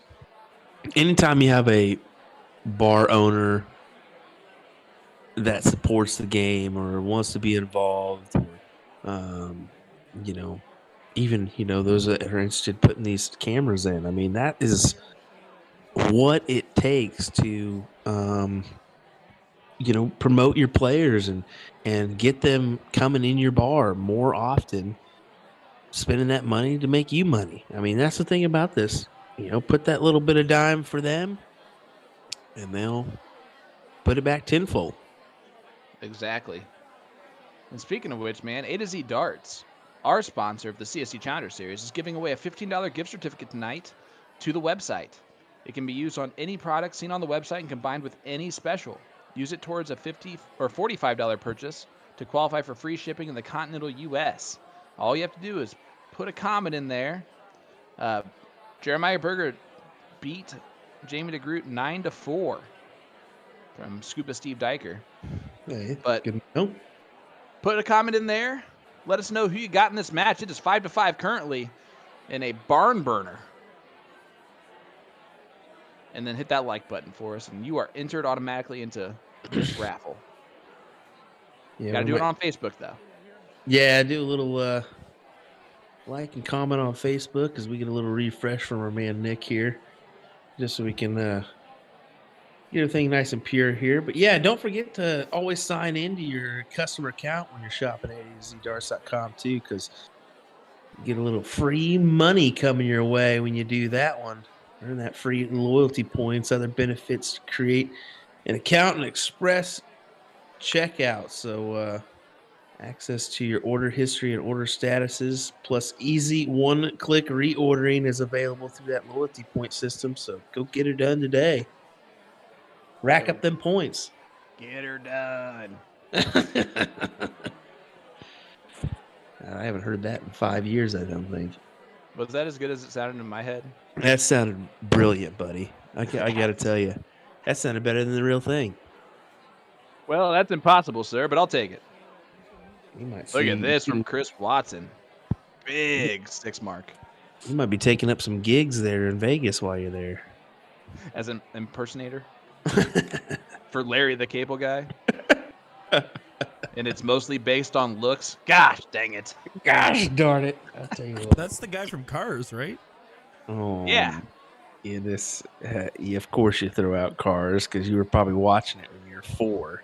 He watched it yesterday. What are you talking about? He's not old enough to watch Big Daddy. That's why he's not seen it. Look at this. Big triples.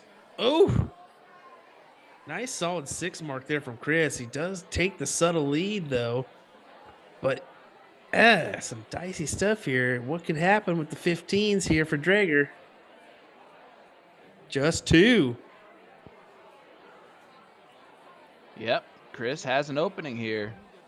John 37-fold says, Larry the Cable Guy owns property in northern Wisconsin. He would be a Wisconsinite.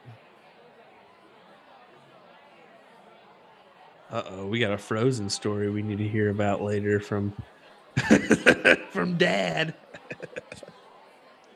Dominic, we've told you this, man. Just let it go. That was good. Touche. Thank you. Thank you. Touche. Nick got that reference. I actually just saw the Frozen play the other day. It was pretty great at the Dr. Phillips Performing Arts Center. It was a great time. For the record, as we have Jake Worthy saying, what are the sort of flights that were given away a couple weeks ago? Those were the 8-flight system that was given away. Yeah, and you can actually still get them on sale right now at A to Z Darts. They're 15% off till tomorrow at like 5 p.m., I believe. So, and that's Pacific time. So hurry on over there and get them up. 15% off those shafts and flights right now. It is a great system used by a lot of current professionals, American professionals too. They support our guys a lot. Danny Baggish, Danny Lobby Jr., Johnny Lackey. Stefano's starting to use them too. Yep. Spoke with him at Booyah Cup a little bit. I love talking to Seth. Like, I think because of his age and stuff, people think of him as a certain way, and he's an insightful kid. Yeah, he is. I mean, no matter what, when you're that young, you have a lot to learn. Whether it be good, bad, the mixture of what to do, what not to do, that kind of thing. But yeah, I think he's got a bright future if he continues in this game and he just takes it one dart at a time. He's got to. He can't get too ahead of himself per se. Yeah, He's got to be humble. yeah, and it's tough when you're that good, that young, and that talented when you're that young and have had that much success being that young. It's hard to do and practice that. You know? Yeah. Yeah, it really is. It really is. Well, Cody Drager 2 bowls away from winning this leg. If not, he does give Chris a chance, but Chris will need a lot of bullseyes to do it.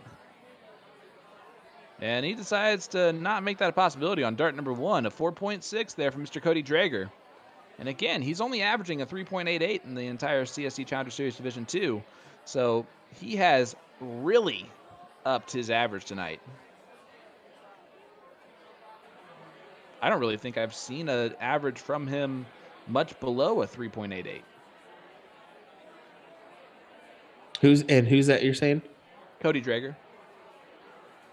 Yeah, I mean, we've seen a couple legs. I think were twos. I can't remember which side of the street they were on, but yeah, I think we've definitely seen some pretty interesting little back and forth battles here. I mean, Cody got that early advantage, took the lead going into that break 4-3. And we've seen him kind of extend that, jump it to 5-3, and now we're kind of battled back to where this was getting interesting, getting dicey here. Yeah, it is 6-5, and it's definitely going to be still a scrapper for quite a while here. We're going to be in for the long haul of this match, and I'm excited for it. Guys, now's the time. Hit that like button. Hit that share button. Share this thing out. Let everyone know we got ourselves a barn burner here. Couple guys throwing lights out. Division 2 of the CSC Challenger Series on the loser side. And the winner of this match is guaranteed to double his money in the CSC Challenger Series. The loser walks away even. So they're starting to get deep into this thing. Top prize here is $2,500, which is darn good money. Chris Watson's going to try and point the 20s. Maybe. Hits the trip 1 on the first dart. Oh boy, trip 5. That one was unlucky. And he does not get the field goal. So an open round there for Mr. Chris Watson.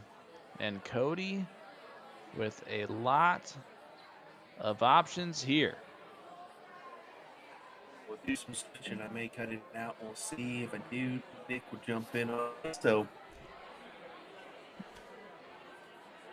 See Chris Watson stepping up to the line here as Will's going to let his phone charge for a little bit there, get everything all set up. Hashtag Cox Internet's no good. Sean, how you doing, buddy? Dude, I'm having a great time tonight. It's been a pleasure to watch these two guys play. Chris's strategy has thrown me for a loop at times. I think he has gotten settled into a pretty typical cricket strategy now. We haven't seen any crazy stuff here recently, but I mean, 6'5" Cody Drager.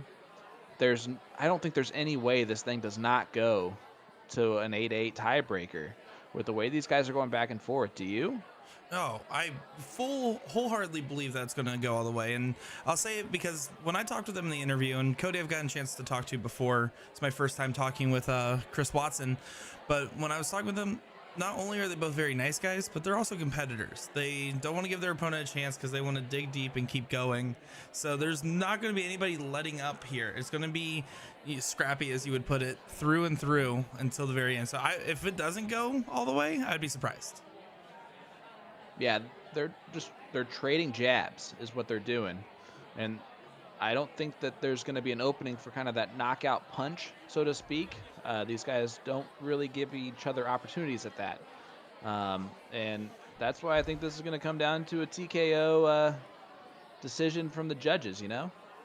Well, if it's my vote, I'm going to abstain because I really don't know who I want to root for here. I mean, you have Cody that got second place in the last CSE, Chris Watson, which if you didn't hear in the interview, is just an absolutely super nice guy. And it's I don't know who I'm pulling for, and I usually always have someone on the side. You know, there's always a little bias. Yeah, how wonderful is that you win $4,000 and you have no idea that you are even in the running for that it's an option, that's on the table for this, and you just get a call from Carly that's like, "Hey, guess what? You won $4,000." He's like, "What? That's an option? That's something to do?" I mean, the humbleness there is pretty cool. And then, you know, he said it. He's like, "Man, I'm a bar darter. Uh, I play at bars. Like that's what I do." And for him to have an opportunity here on the stream and be doing so well and being so impressive here in the CSC Challenger Series, it's awesome to see that. It really is. And it seems like he's worked really hard to get to this point, and he's nice as can be about it. And the fact that he didn't know that he was in the 4K pool, like, just to really drill that in, like, that has to be like so amazing to hear afterwards. Because I played in a nationals, this is a couple years ago now for PPD, and I was well aware I was in the bonus pools. We won the king seat, we were in the finals, they had to triple dip us. My hands, I'm telling you, Sean, were shaking at the board as I'm going up to throw these darts, and I got triple dipped because of it, because I couldn't stop thinking about the fact that the money came out to be over $4,000 for ours, split between my partner and I, so $2,000 a piece. I couldn't handle that pressure, so he did it right. Just don't even know it's happening. Yep. I mean, apparently that's all you have to do. And hopefully we see him in TOC in October, and hopefully we see all of these CSC players at TOC in October, because I'm sure it's been a treat for you to get to know these players on a more personal level, and it's been an absolute treat to get to see those interviews. And Todd Martin asks, is points more important, or is it more of a strategy in this game? It is absolutely the most important thing. You cannot lose a cricket leg with more points than your opponent. It is impossible. So first and foremost is points. The closing the numbers and getting everything else closed, that is secondary to pointing. As you're seeing it here from Mr. Cody Drager, gets 6 marks on the 16s, but Chris still with the point lead. And I guarantee you Chris probably looks at 17s first here, right, Nick? Oh, absolutely. I mean, you want to be a 9 mark ahead. You don't want any room for error. So you're going to assume your opponent can play perfect, so you have to play perfect as well. Instead, he doesn't take my advice at all. He's going right to that 16, and then you see how he transitions right back to that 17. He's trying to get that cushion, because now Cody has the opportunity now to go trip that 16, and now he has that point lead, and he can be in control of the leg now. And now all of a sudden Chris is answering to Cody. Yeah, I do not like the way he went about that round, and here's why. If you're going to shoot that first start at the 16, you can't expect that triple only as your only option. That's a very big miss, right? If you're shooting at that 16, you're staying there because you know you have 3 darts to hit 3 wedges, and you're more concerned about closing his stuff than pointing there. So after you hit the single on the first dart, you should stay. And you see a burnt dart there. My favorite thing to really discuss when it goes to doubles here in this game. And another way to look at that is when you're approaching a shot, does a single 16 help or hurt more than a single 17? And at the end of the day, getting a single on getting some points rather than a single towards a close, that's how you have to kind of evaluate the situations. Points are always going to help you in the long run, while slashes are just slashes. You don't count on if you're hitting the triple, you count on what your best miss is. What you're seeing here from absolute talented dart player and experienced dart player, Mr. Ram Guevara, says, should have just closed it once slashed the 16s. And I completely agree with that. If your first dart is at the 16, you are closing the 16s. That is your first task to do. And if it takes all 3 darts, is that really what you wanted to do? Nope. But you close the 16s. You got that first task that you put on your checklist checked off. You're seeing both these players here kind of like give up position. Neither of them are really getting that last dart in, that last close to kind of secure this leg. And I'm not really sure who's going to be walking away with it here, as Chris only needs a 5 mark to be able to walk into that bull with advantage. Yeah, this is a very back and forth leg, and a very important leg with it being 6'5" Cody. So Chris gonna look at the 15s here. Needs another one just to tie the score. Gets the triple. Did I see him move? Nope, he stays right there and just points the whole way. At least he had the strategy that he was just going to point, and that's exactly what he stuck to. As long as he does that, he doesn't get himself into trouble. And the other thing is when he went for that double 16 and missed the board entirely, if it was just a big fat 16, he would have had the option to close with just a single there. Instead, he didn't have that option. He doesn't get hurt too bad in this situation, as he only needs a 3 mark to be able to, a 4 mark to be able to close us up, but it's a tight situation nonetheless. Yeah, and that's why I always preach shoot at the triples in cricket, because if you do go outside, it's such a big hurt to just missing in the single on the 16, right? It's so much better that way as he goes double and hits it. So shut up, Sean. Mike Maloney must have texted him. That's what I'm calling right there. Mike Carter in chat saying, so easy to let the pressure take over basic strategy. Chris missed so many singles this leg that could have made it easier to win. Hopefully he still pulls it out. Yep, and that's sometimes true. Sometimes it's not so complex. It's hitting singles. You don't need to hit triples and be perfect every single time, and at least assure yourself of the singles. But Chris here in absolute driver's seat in this leg. As he's just going to try to wrap it up, he finds the first ball. Needs one more to close us out. And deflects out of there. It looks like just barely tapping that wire. Looks like we do have an outshot chance for Cody. It's an outside shot, but never say die. Yep, it is an outside shot, but it is a shot nonetheless. And Cody Drager just is the type of player that will do this. It's double from here. Does not get it. So little sigh of relief there from Chris. One bullseye. Let's win this leg and make it 6-6. And just another testament to these two being competitors, as this game is neck and neck as we're going all night long. Thank you everyone for tuning in on Facebook, Twitch, and YouTube as we are watching the CSC Challenger Series Division 2, Cody Drager versus Chris Watson in a race to 9. Yep, and Bobby Kohler says it's not dumb if he hits it, and absolutely right. I preach that all the time. It's always a smart dart if you hit it. Well, if we could hit it every time, we would all just be Kenny Doyle, now wouldn't we, Sean? Or some sort of Kenny Doyle-esque amazing, the angel that he is, as far as darts go.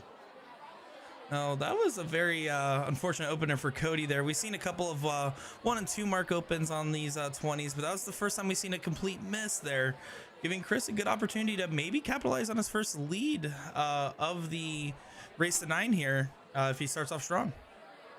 Yeah, guys, let's set this up for you here.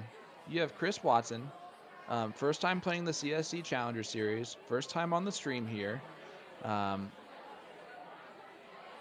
Technically a higher average player in this current CSC Challenger Series than Cody Drager, but Cody Drager is our Division 2 runner-up from last season's CSC Challenger Series, one of the favorites in this CSC Challenger Series division, and one of these guys is about to be out of this, and it is 6-6.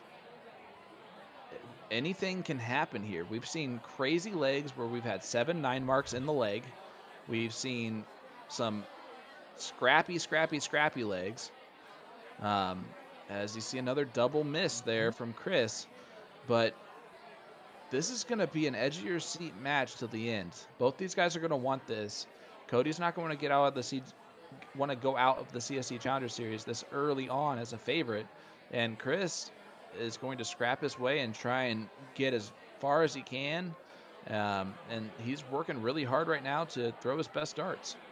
One thing that's been made clear from this round of the CSC Challenger Series compared to the last one is with all these players and all this high level talent, it's hard to call favorites nowadays. We were certain when we watched Brian Dennis that first week that we were going to watch Brian Dennis go on a rampage, and we saw Sean Cafflish end up shutting it down, and now we're seeing a runner up in the 8th to 12th place match right here, hanging on as Chris is battling him out, and you really can't pick favorites. It's hard to know what you're bringing to the board that day when you're at that line. Yeah, and Sometimes it's dictated by your opponent. Sometimes it's dictated by your surroundings, how comfortable you are with your surroundings. It's there's a lot of things that go into this, especially being remote. Having us here talking about you. Sometimes you're listening in at the same time. There's absolute pressure on both these players, and that's the beautiful thing that the CSC Challenger Series creates is pressure. $2,500 is a lot of money. I think Tim Goodwin really wraps it up really nicely here. This match has it all. Pressure hits, pressure misses, max hits, no hits, power scoring. Great stuff. I mean, that's it. What else could you really ask for? You're seeing these explosive 20-round 5-0 games. You're seeing these scrappier games where players are trading blows back and forth. These pressure shots, these pressure misses. Like, it's literally covering every check marks of a great match and something that we're going to be talking about for a while now. Yeah, this is going to go down as one of the great matches here if it keeps going the way that it's going. You see Cody kind of walk in the trip 20 on that last start.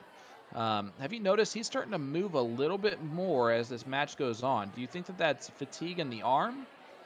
I think it's just trying to be comfortable.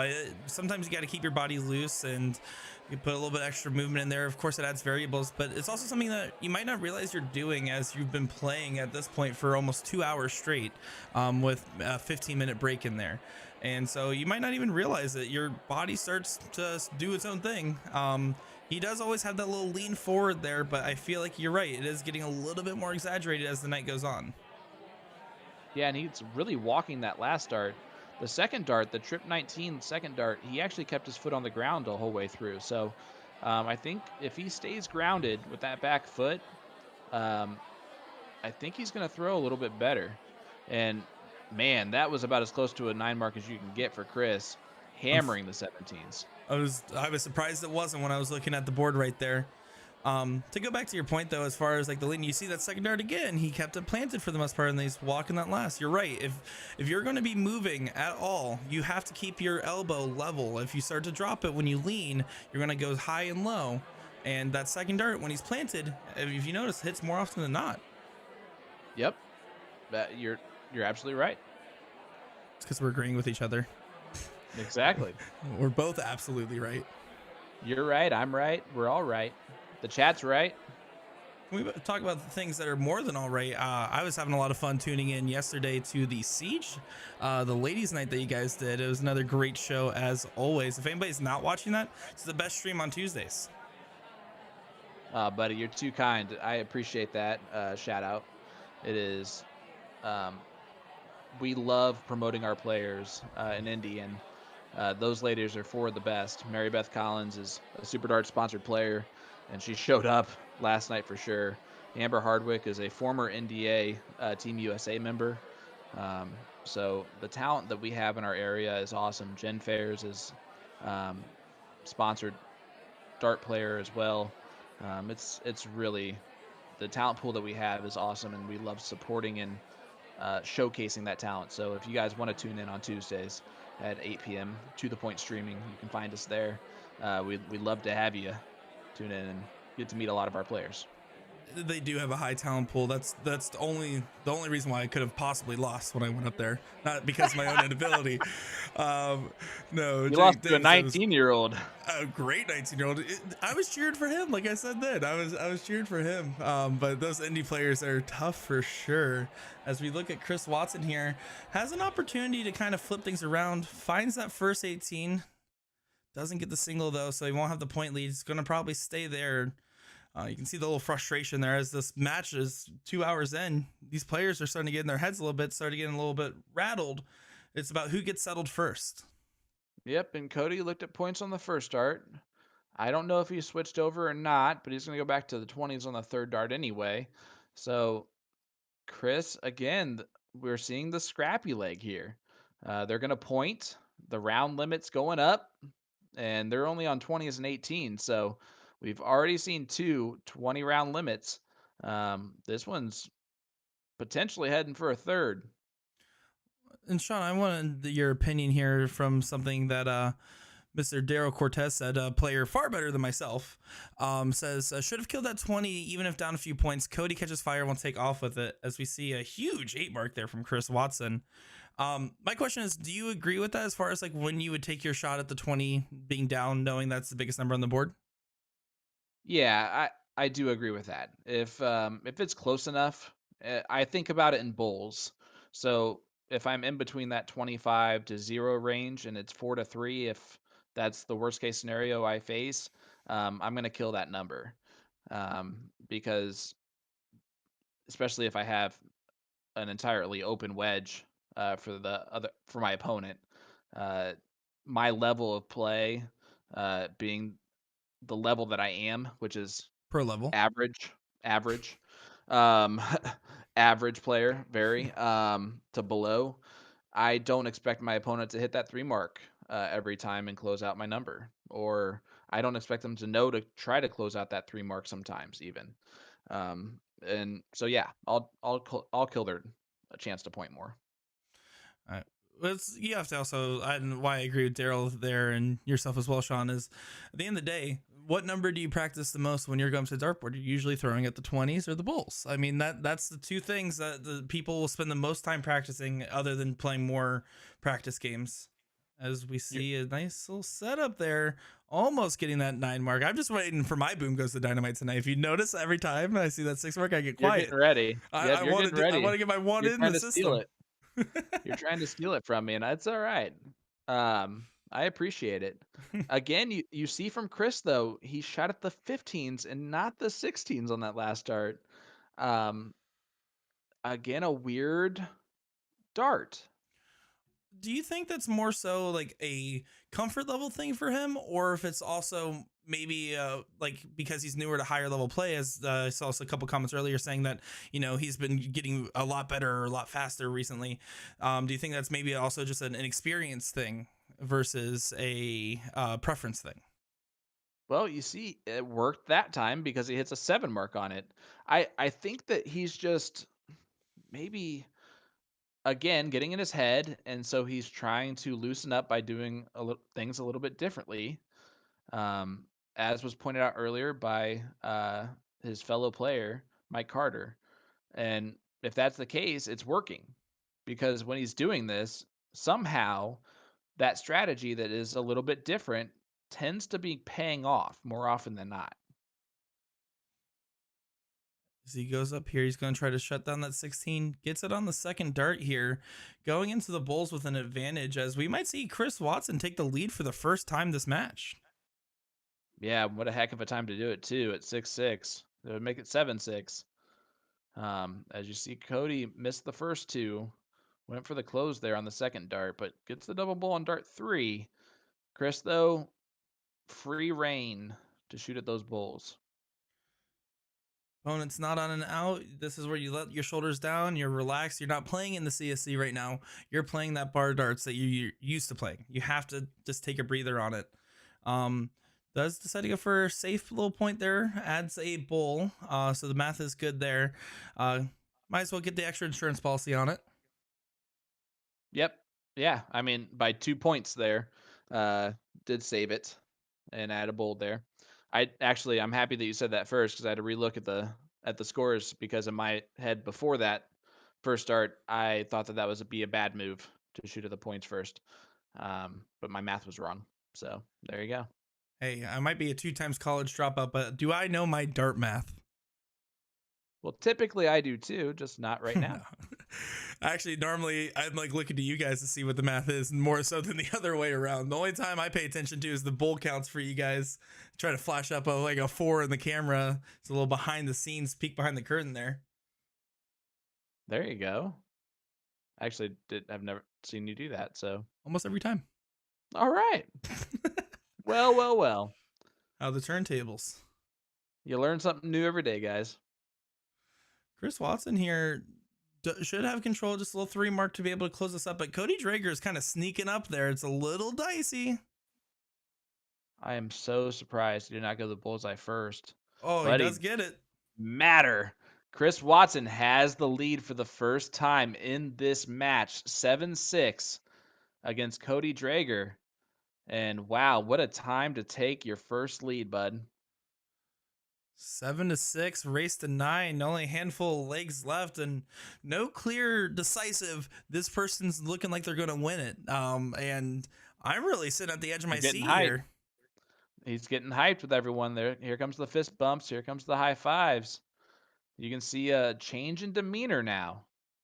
As you can see, all those people there. That bar is massive, as you guys were talking about earlier. So many people there cheering him on, and while you can't see it the full time, I can kind of get a glimpse of the camera, and everyone's intently staring. It is honestly, I would feel a lot of pressure there, as you just see so much love and support, though, and from everybody involved. Yep, and you can almost see their body language actually shifted a little bit once Chris took the lead too. They were a little bit more tense sitting back there. Now you're seeing some claps and a little bit more walking around, able to move around a little bit more. The people watching him are just as invested as him, and sometimes even more so. I definitely have caught myself in the bleachers before, where it's like one of those be seen but not heard things, and you're just staring intently. You're trying not to distract them at all, but you're just as invested in the match as the player playing in it. It can get like that when you're watching a good two competitors play a sport. That's what happens.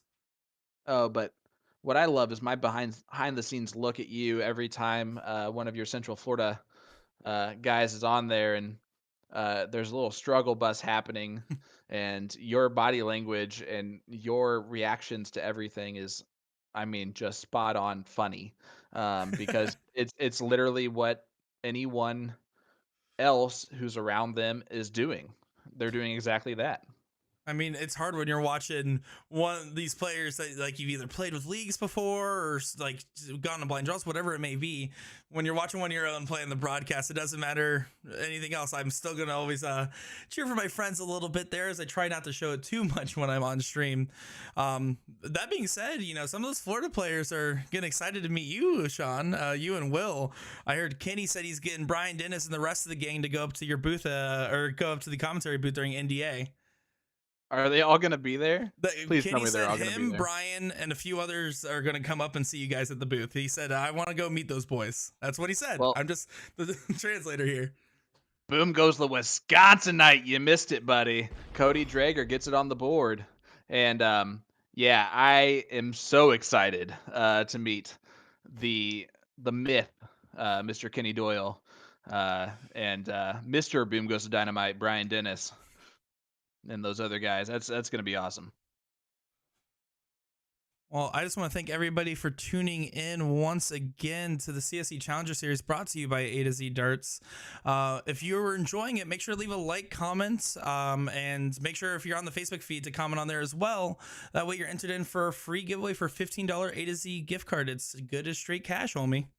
See, it's not as convincing as when you do it, but really try to put my back into it. You also just did that at about 1.5 times speed of how you normally talk.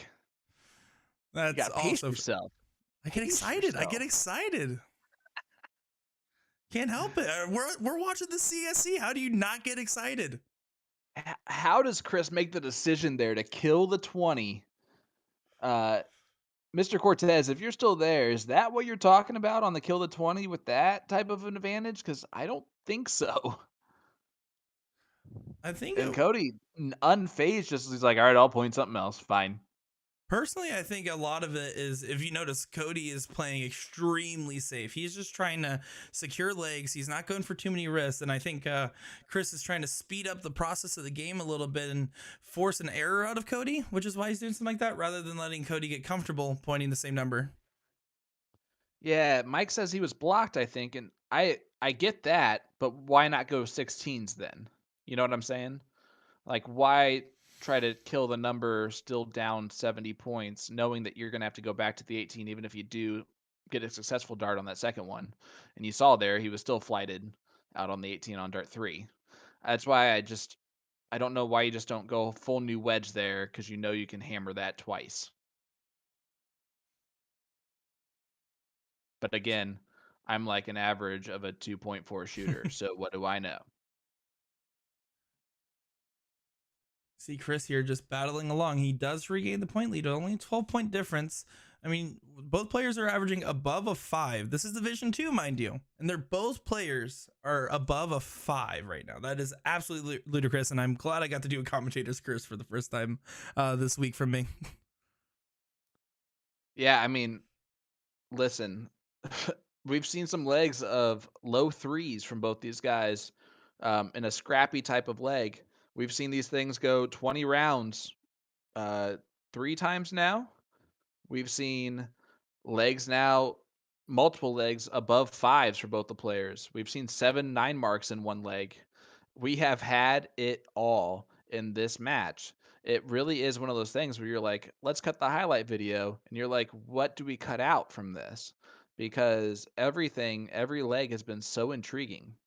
And those that have stayed with us this whole time have stayed with us this whole time because of that. I'm because of us too, I would have to imagine. I mean, look, our lovely faces that you can't see and our lovely voices that you have to hear. And I think there's another lovely voice that's going to be coming back here. Oh, thank goodness. I missed my good buddy, Mr. Will Stewart of USA Darts, the GOAT. I don't know why you would miss that, ugly mug, but I guess whatever. Oh Nick. my gosh. It's the best ever. I was about to say, Nick, you can just hang out here and join us with the crew here. We could try this 3-man style. I don't know how well it'll work, but hey, to each their own. As we see, tell you what, that was a little impressive couple legs there from Chris. What I was noticing there, really tight stuff, but yeah, I'm excited to see how this one plays out here. Yeah, I know that you were right there intently watching along.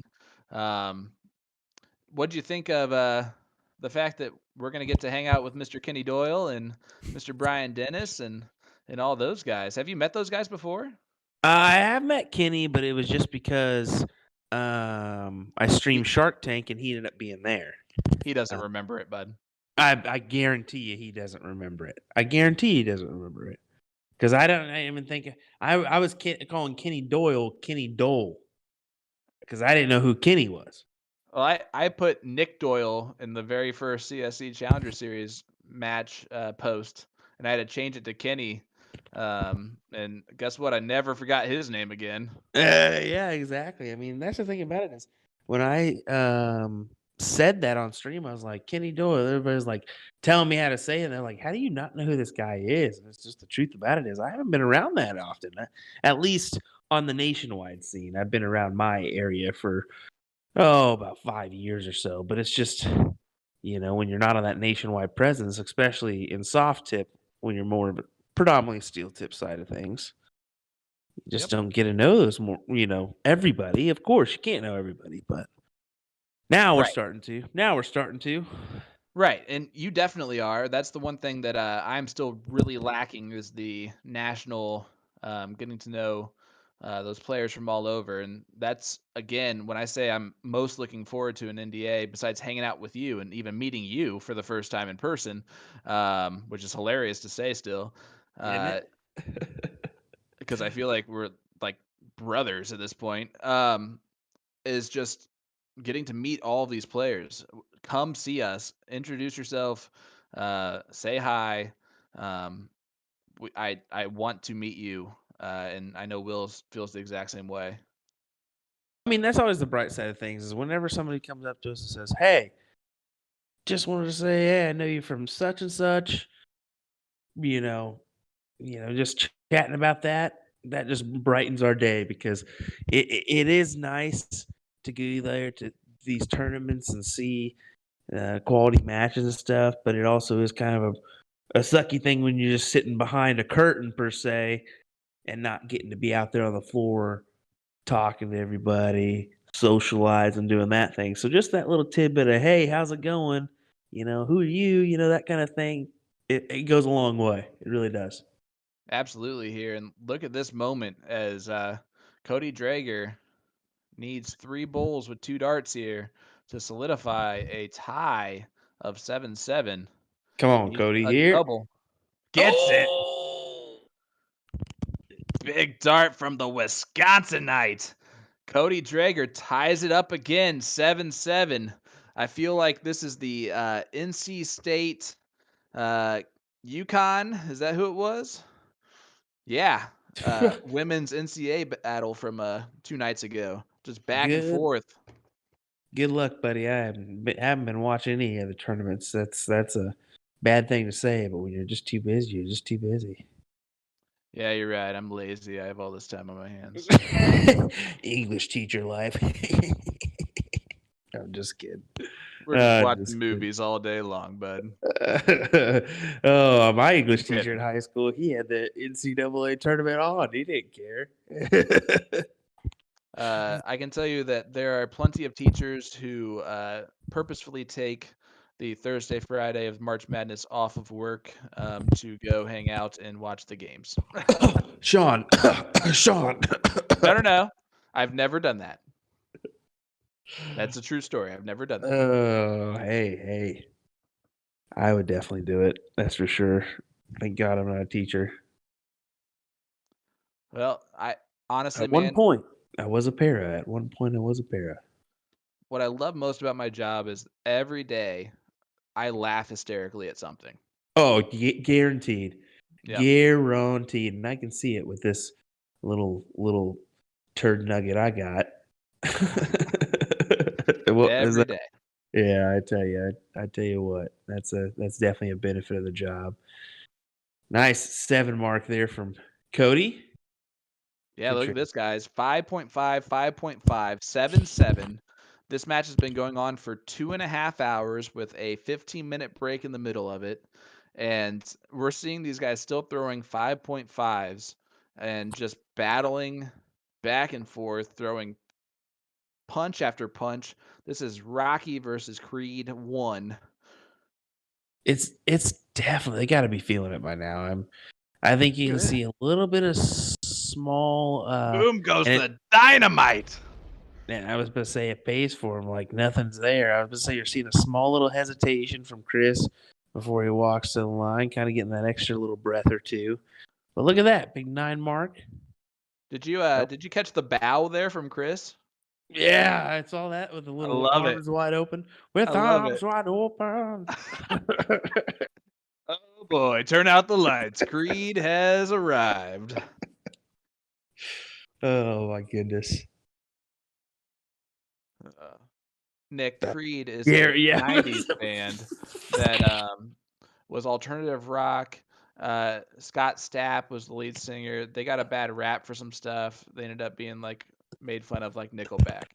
And Nickelback was an early Look 2000s at this band. photograph. Yeah, I got it. I got the gist. Thank you. I appreciate it. I just wanted to keep you in on the loop just because I know you and I know that you don't know a whole lot of according stuff to TikTok, they call that the dad rock genre now as a name, like Lips of the Angel and like anything by like Puddle of Mud. Hinder, yeah, anything by them too. I mean, like that's the dad rock genre is what I've been told. Evanescence. Anything you would hear at a dive bar that isn't country is usually in that genre. Love it. It's my favorite type of music, bro. Yeah, me too. I'm sorry, everybody. I'm so sorry that I've burdened you all with this. Not only my crummy singing, but just talk in general about how little Mr. Nick knows about 90s culture. And 2000s cultures and 2010s culture. Just any probably culture. 2020 culture. I have a lot of friends. Yeah. No one wanted to watch this stuff with me. I'm a 90s kid, 98 and proud. I know. The Pet Rock didn't talk back. I gotcha. Pet Rock was a 90s phenomenon that kids just bought a rock and it was a pet. How about this heat we're seeing here from Chris Watson? 220, 159. We're not going to give Nick another chance to speak, so let's just keep on rolling. He's going to look at the 16s, I think, here. There it goes. Nice triple. Point. Oh, he went at the point, but he went a little wide on that point. He knows he threw a little wayward dart on that one, but in control of this leg to potentially make it 7-8. And I'm telling you, if this does not go the entire distance, like I pretty sure I called very early on, and definitely at the break. I questioned how it could possibly not go the distance, but we're looking at probably one of the best matches that we will ever see in the CSC Challenger Series, with just how close, how scrappy, how back and forth, how everything that we've possibly needed dart-wise has happened tonight. This match has been. Yeah, and whether you like it or not, I'm gonna have Nick clip the part where I definitely said 9-8 at the beginning of this deal before you did. So that's gonna go under my tally mark. Okay, whatever. Can I Somewhere, also clip the somewhere part where you're in like there. super close to the camera, and I'll clip a couple of different parts for you. I got you. There we go. There we Maybe go. our singing could be one. Hey, The cool hey, the cool kids would say that's a weird flex, but okay. let me tell you what. Ooh. Let me Look tell you at what. it. American Idol will be calling in no time, Nick, if you do that. Okay. Oh, perfect. I'm just kidding. Well, they're knocking on the door already. I'm surprised they're not in William, chat. William Just Hung came from somewhere, baby. listen, we're gonna have to at like 3 a.m. find a karaoke bar in Vegas. No, absolutely not. I absolutely not. We're doing it, bud. No, Summer no. loving you and me, Sean. Oh my goodness. Dart players, are we going or not? Let us know if you're with us there for the karaoke night in Vegas. We've seen Chris go. It looked like it was a 4 or a 5.40 down to a 4.0, but still in pretty good control of this leg here. He's got the 101 advantage. Yeah, To Chris make, looking like he's gonna take it 8-7 here. and that's what I'm about to say. To make it 8-7 here, just Boom. one dart. Okay. Big dart there. Big darts there. And Chris Watson again in control. Remember early on, it was a Cody Drager advantage. He is up 4-3. He was up 5-3. And Chris made it 6-6 and then 7-6. And now it is 8-7. A race to 9. So will this go the distance? Will Chris Watson win it right here? Let's see what happens. Ram Guevara Jr. saying karaoke for sure. Only if you and Gates are coming with us. That's the only thing. That sounds wonderful. Oh my goodness. I'm still not doing it. No way. No, you can't back out now. Yeah. Have you met Ram? He'll just grab you and carry you there. He'll just throw you on there. He'll just throw you on there. That's good. That's good. I have That's Ram on my side. We're good. We're going. We're going. I'm with Sean on this one as well. See? Boom. Boom goes the dynamite. All right. Chris has 5 seconds here. 3. I would say he's getting 2. pretty Woo. close there. He's taking a sweet time with that one. It's a big moment, man. And he gets the second and third. What a clutch second and third dart. And now he needs to win this one to win it all. A little bit of control here, but do not count out Cody Drager hitting a 7 on the 19s. And there it is. Cody Drager. I think some people need to take note there because, although we said taking a sweet time, he's taking a sweet time exactly for a reason. Like you kind of mentioned, he could be getting a little pressure build up there. Maybe take your time, take a couple deep breaths, settle in, and then get to it. I kind of wish I would do that more often myself in those high tense situations instead of just going for it and then you throw that 1 or 2 mark, that dreaded 1 or 2 mark that we all hate. Yeah, but I see Cody killing the 20s first here. And I will see Cody closing on the second dart. Yep, there it is. Woo. Back down. I was wrong, but then I was right, so it works out. It bounces itself out. Yeah, here you go. Whew, a little wipe at the brow there. You can only get so many wrong, right? Guys, who are you cheering for here? Leave a comment. Hit that like button. Share this bad boy out. I have a feeling this is going to go the entire distance.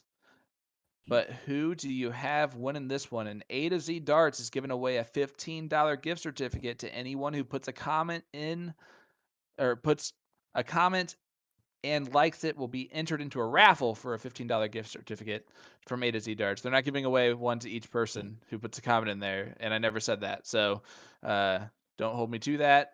I'm fired. Bye. And that was the end of Mr. Green, everybody, as we are giving away 1 certificate this evening. Nick comes back with the save. Nice 7 there from Chris. He's going to try to make a few moves here to win this now. Have I mentioned it is midnight my time? Yeah, I mean, this is definitely by far one of our longer streams that we've done here in our CSC Challenger Series history, boys. Look at this. Cody, Scony. I gotta know which one that is. That's an interesting nickname for me. Chris Drager, Cody Drager. Interesting strategies throughout. I agree, Ray. Chris should win as long as he pays attention to the timer. Yep, he's gotten close a couple times, and he turns it back to the camera too. So, there might be a moment here that could cost him something. Yeah, this is just back and forth. This is getting nitty gritty. 4.60, 4.33. They both know what the outcome could possibly be if either win the leg. I mean, Chris could potentially, win the match right here. Cody getting an opportunity for another look, per se.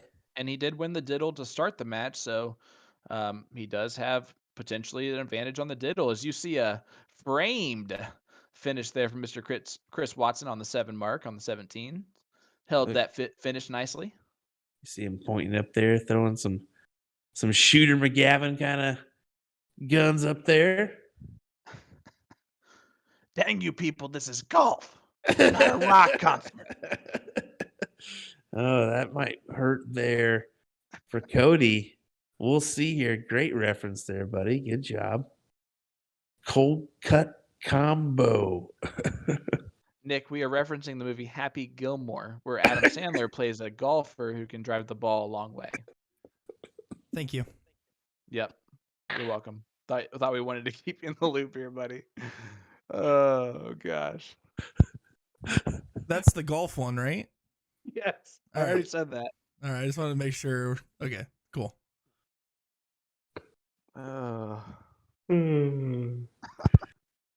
Meet me at the 9th hole at 9. How about I just go eat some hay? I can make things out of clay and lay by the bay. I just may. What do you say? Oh, goodness gracious here. A little late for us, as you can tell, here at the CSC Challenger Series. William Stewart here of USA Darts Productions alongside me, Sean Green of To The Point Streaming, as well as Nick Young Buck DeShera in the background. So appreciate you joining us, as Nick officially hates me for his nickname. I can see just the shoulders droop there, and I apologize as he pulls Thank you, off. Joe. You're welcome. Maybe what will happen is it will grow on everyone like Boom Goes the Dynamite did. I don't know. It worked for me. I just kept saying it, and eventually everyone was like, fine, he's not going to stop. Buy the jersey.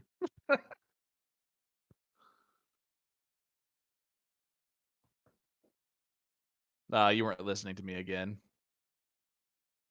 Yeah, you're right. How was it? I was reading comments, per usual. I know. Guys, where are you watching from? Let us know.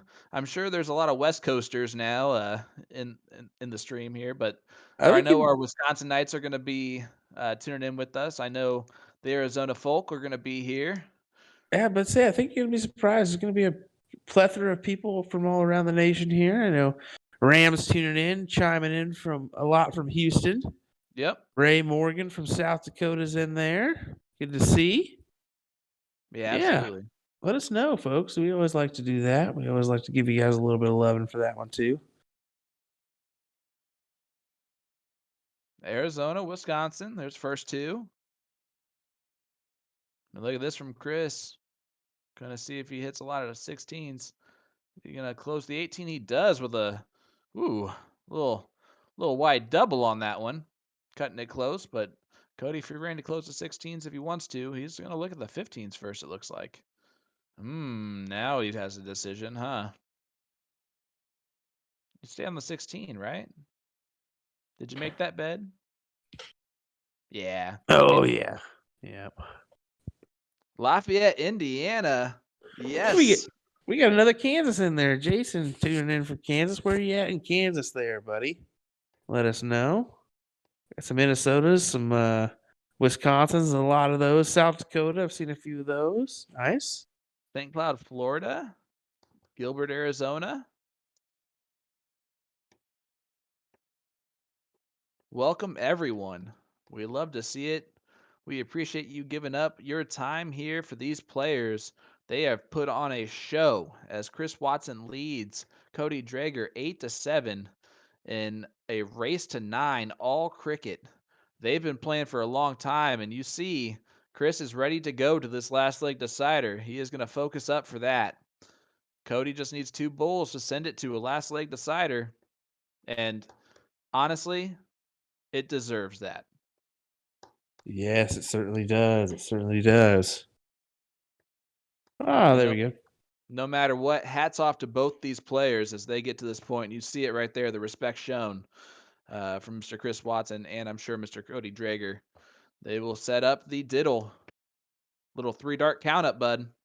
Yeah, Split this bowl. is decided it all here, folks. Like we mentioned in the kind of pre-session before this, like pre-chats before this match started, we thought it could possibly go the distance. Well, how about we are going the distance, folks? A little tie-break action here.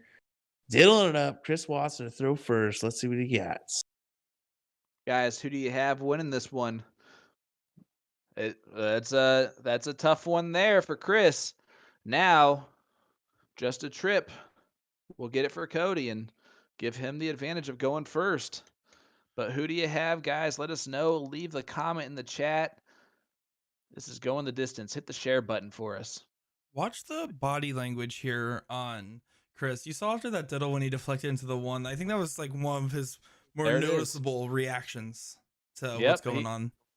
He stiffened up. This is this means a lot to both these guys, and honestly, that's the beautiful thing of the CSC Challenger Series. It does. it should. Well, I like the move there from Cody. Did you see that? He moved to the bowl. Yep. Smart dart. Yeah, I mean, when you really think about it, it's just, hey, I just got to guarantee that I'm a little bit ahead of this guy. And he's going to get the start here in this last leg decider. Folks, Cody Drager versus Chris Watson. 8-8. Who's going to win it all? Who will advance on the loser side? Who goes home? Let's find out now. The CSC Challenger Series Division number 2, brought to you by Partners Promoting Darts. Will Cody Drager, the Wisconsinite, runner-up of Division 2 in the last season CSC Challenger Series, be moving along in the loser side, or will Chris Watson, newcomer to the CSC Challenger Series and to the stream, and someone who's gotten pretty good at darts pretty quickly, so probably his first moment in this type of a thing at all. So we're about to find out, but that's a great start for Chris. If you're Chris, that's best case scenario start for you with Cody going first. Exactly. He's got to be kind of wiping his brow on that one, thinking he got away with something, because you don't often get that. But we'll see what Cody does here. He's been taking that signature like ghost, though, that kind of Scotty Kirshner-esque, Paul Lim-esque ghost throw. The body language says it all right there. He knows that was a huge miss again. Only getting 1 mark on the 19s, and if Chris takes advantage right now, he might be able to shut this door pretty early on. Not that Cody won't fight back hard, but it'll be really tough if Chris is taking advantage, and he is. He is big time. This match, big time. 7 mark was huge right there. This match is all in the hands of Mr. Chris Watson. I got to tell you, he's really done what it needs to. 6.5 average, and just Cody, unfortunately, getting the couple bad opportunities, and there's yet again another one for him, as he doesn't even manage to get a mark on the board. That's just tough. We don't want to see that. Wow. This just goes to show you guys. This means a lot to these guys. It really does. And But the start there from Cody, he's off by millimeters, and that's the difference, man. you're talking, big money. I mean, here on the line when you start talking finals appearances and stuff like that. I mean, that's See just that? gotta be difficult. He did not close out the 18. So giving Cody another answer here. The tension is being felt all around. A triple 13 there for Cody. He Ugh. dropped that by 2 wedges, and these guys don't do that. And Nick is killing us right now. Hey, doing a little production work. I don't blame him. Hey, he's doing I all like right. it. He's doing all right. Taking his time when it's given. I like it. I like it. Nice trip 18 there for Chris. 16 too. Wow. A Yep. 5-2-5 when it matters most. Chris Watson, you'd almost expect this to be the reverse situation right now, man. Yeah. Well, Katie Runk says long night, and I completely agree. I mean, you're just getting to that time of the night where it's just you're fighting for every dart that you got. It's more or less you're pushing the dart out of your hand, just hoping for it to land where you want it to. As you just stamina definitely is a factor when you're talking a couple round limits in this one.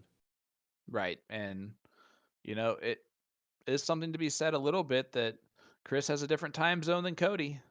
And it is definitely later where Cody is. That is another factor as well. As a Central time over in Wisconsin, 11:15 here in the evening. We of course start at 8:30, and of course with warm up time and kind of getting to the bar, getting settled. I mean, you got to put that into factor. You got to put those warm up darts into factor. So playing for 3+ hours. I'm gonna say what I would say right here, and at least Cody didn't get skunked. Hey, far from a skunking. Far Yep. from a skunking. 25 points is definitely better than 0. Yeah, a downright battle is what this has been, and I think everybody's been entertained in the chat. Let's hear what you guys think of this one. I mean, it's not too far away, but I think it is all in the hands of Chris here. Yeah, and it's honestly, we can't see where those darts are landing in that board, but I guarantee you, Cody's darts are missing by wires, and that has been the difference in this leg. You hate to see it, and on the reverse side of it, Chris Watson has been absolutely so impressive. There it is, big victory there. You see it, Mr. Nick Teixeira getting everybody in there. Yep, congratulations, sir. Pointing at We the love it. camera there. That's nice. That's nice. Love it. There Shout you out to go. everybody. What is that at Bull Shooters in Phoenix, Arizona? Oh, good. I see a video going on, so that means we're gonna get that angle eventually, sir. And the American flag. Make sure that you tag us in that video, sir. Yeah, definitely send it our way. Especially with this going on. Well, we can't wait to see the hat trick battle either. So we can look forward to that one here down the road. But yeah, I mean, hard fought match, both sides of the street here with Yep. Chris Watson and Cody Drager. Congrats to, both these guys for how they've done in this tournament so far. Congrats to you, Cody Drager, last year's runner-up, unfortunately bowing out here in this one to an impressive display by Mr. Chris Watson. Yep, and Mr. Chris Watson will move on to play Mr. Brent Baker in the next round. So as that match finished earlier on, that'll be an interesting battle too, because we've seen both these guys back-to-back weeks, and they're both throwing some pretty fantastic darts. I want to give a shout out and a hats off to Mr. Cody Drager, who was very impressive tonight. Never gave up in a single leg. Got unlucky in the last leg decider. Opened up with 2 mark and the 6 mark from Chris, and it kind of it shut the door pretty early on. But sir, a fantastic dart player. You raised your entire game tonight, and it showed. So hats off to you. And Chris Watson, welcome to the world of streaming, sir, because if you continue to play like that on the stream, you're going to be here often in the future. Yeah, I can agree with that on every point you just made. Really, I mean, impressive stuff from Cody Drager. We saw him in that last CSC Challenger Series. I mean, going the distance, playing Dan Levine in that final. But unfortunately, like, this is just the talent that we're seeing here in this CSC Challenge. This is a second go round for us, both Division I and Division II. We've just seen that little cream of the crop rise, and it's just nice to see here. Some entertaining matches. This going the distance. If you're not entertained with that, we're sorry. We don't know what more we can give you. There's not a whole lot more. You got comedy. You got a whole bunch of references. You got maybe a little light bullying of us against Mr. Nick Teixeira. I love it. And the darts was phenomenal. You got everything you could possibly get from a darts match. We can't do anything else, guys. That's all. I'm slightly scared for our comments this evening because we may pay for it. As Ram Guevara Jr. says, see you fellas in Vegas, or should I say on the karaoke night. Oh, sir. Nick, you got to come, buddy. You got to join us. Yep. You have to now. Well, I mean, if it's already been spoken for, huh? As you see my fat self move the goldfish out of the view of the camera. Not sponsored, by the way. Not sponsored by Goldfish. Sponsored by A to C. Whoopsie daisy. Well, that'll do it for us here at the CSC Challenger Series Division 2. Will? Huh? I mean, yeah, I guess. I guess I'll do that. Oh, definitely, folks. Well, it's been fun. Appreciate you tuning in tonight. Almost a 3-hour-long stream this evening. Definitely a fun one. It looks like we're about 5 minutes away from the startup of that. So, yeah, about 3 hours long. So, thanks for hanging in there with us. Thanks for enjoying the shenanigans per usual between the three of us. Shenanigans? So we say shenanigans? What's that one from? Oh, just stop, Nick. Just stop, young man. We're gonna have therapy after this.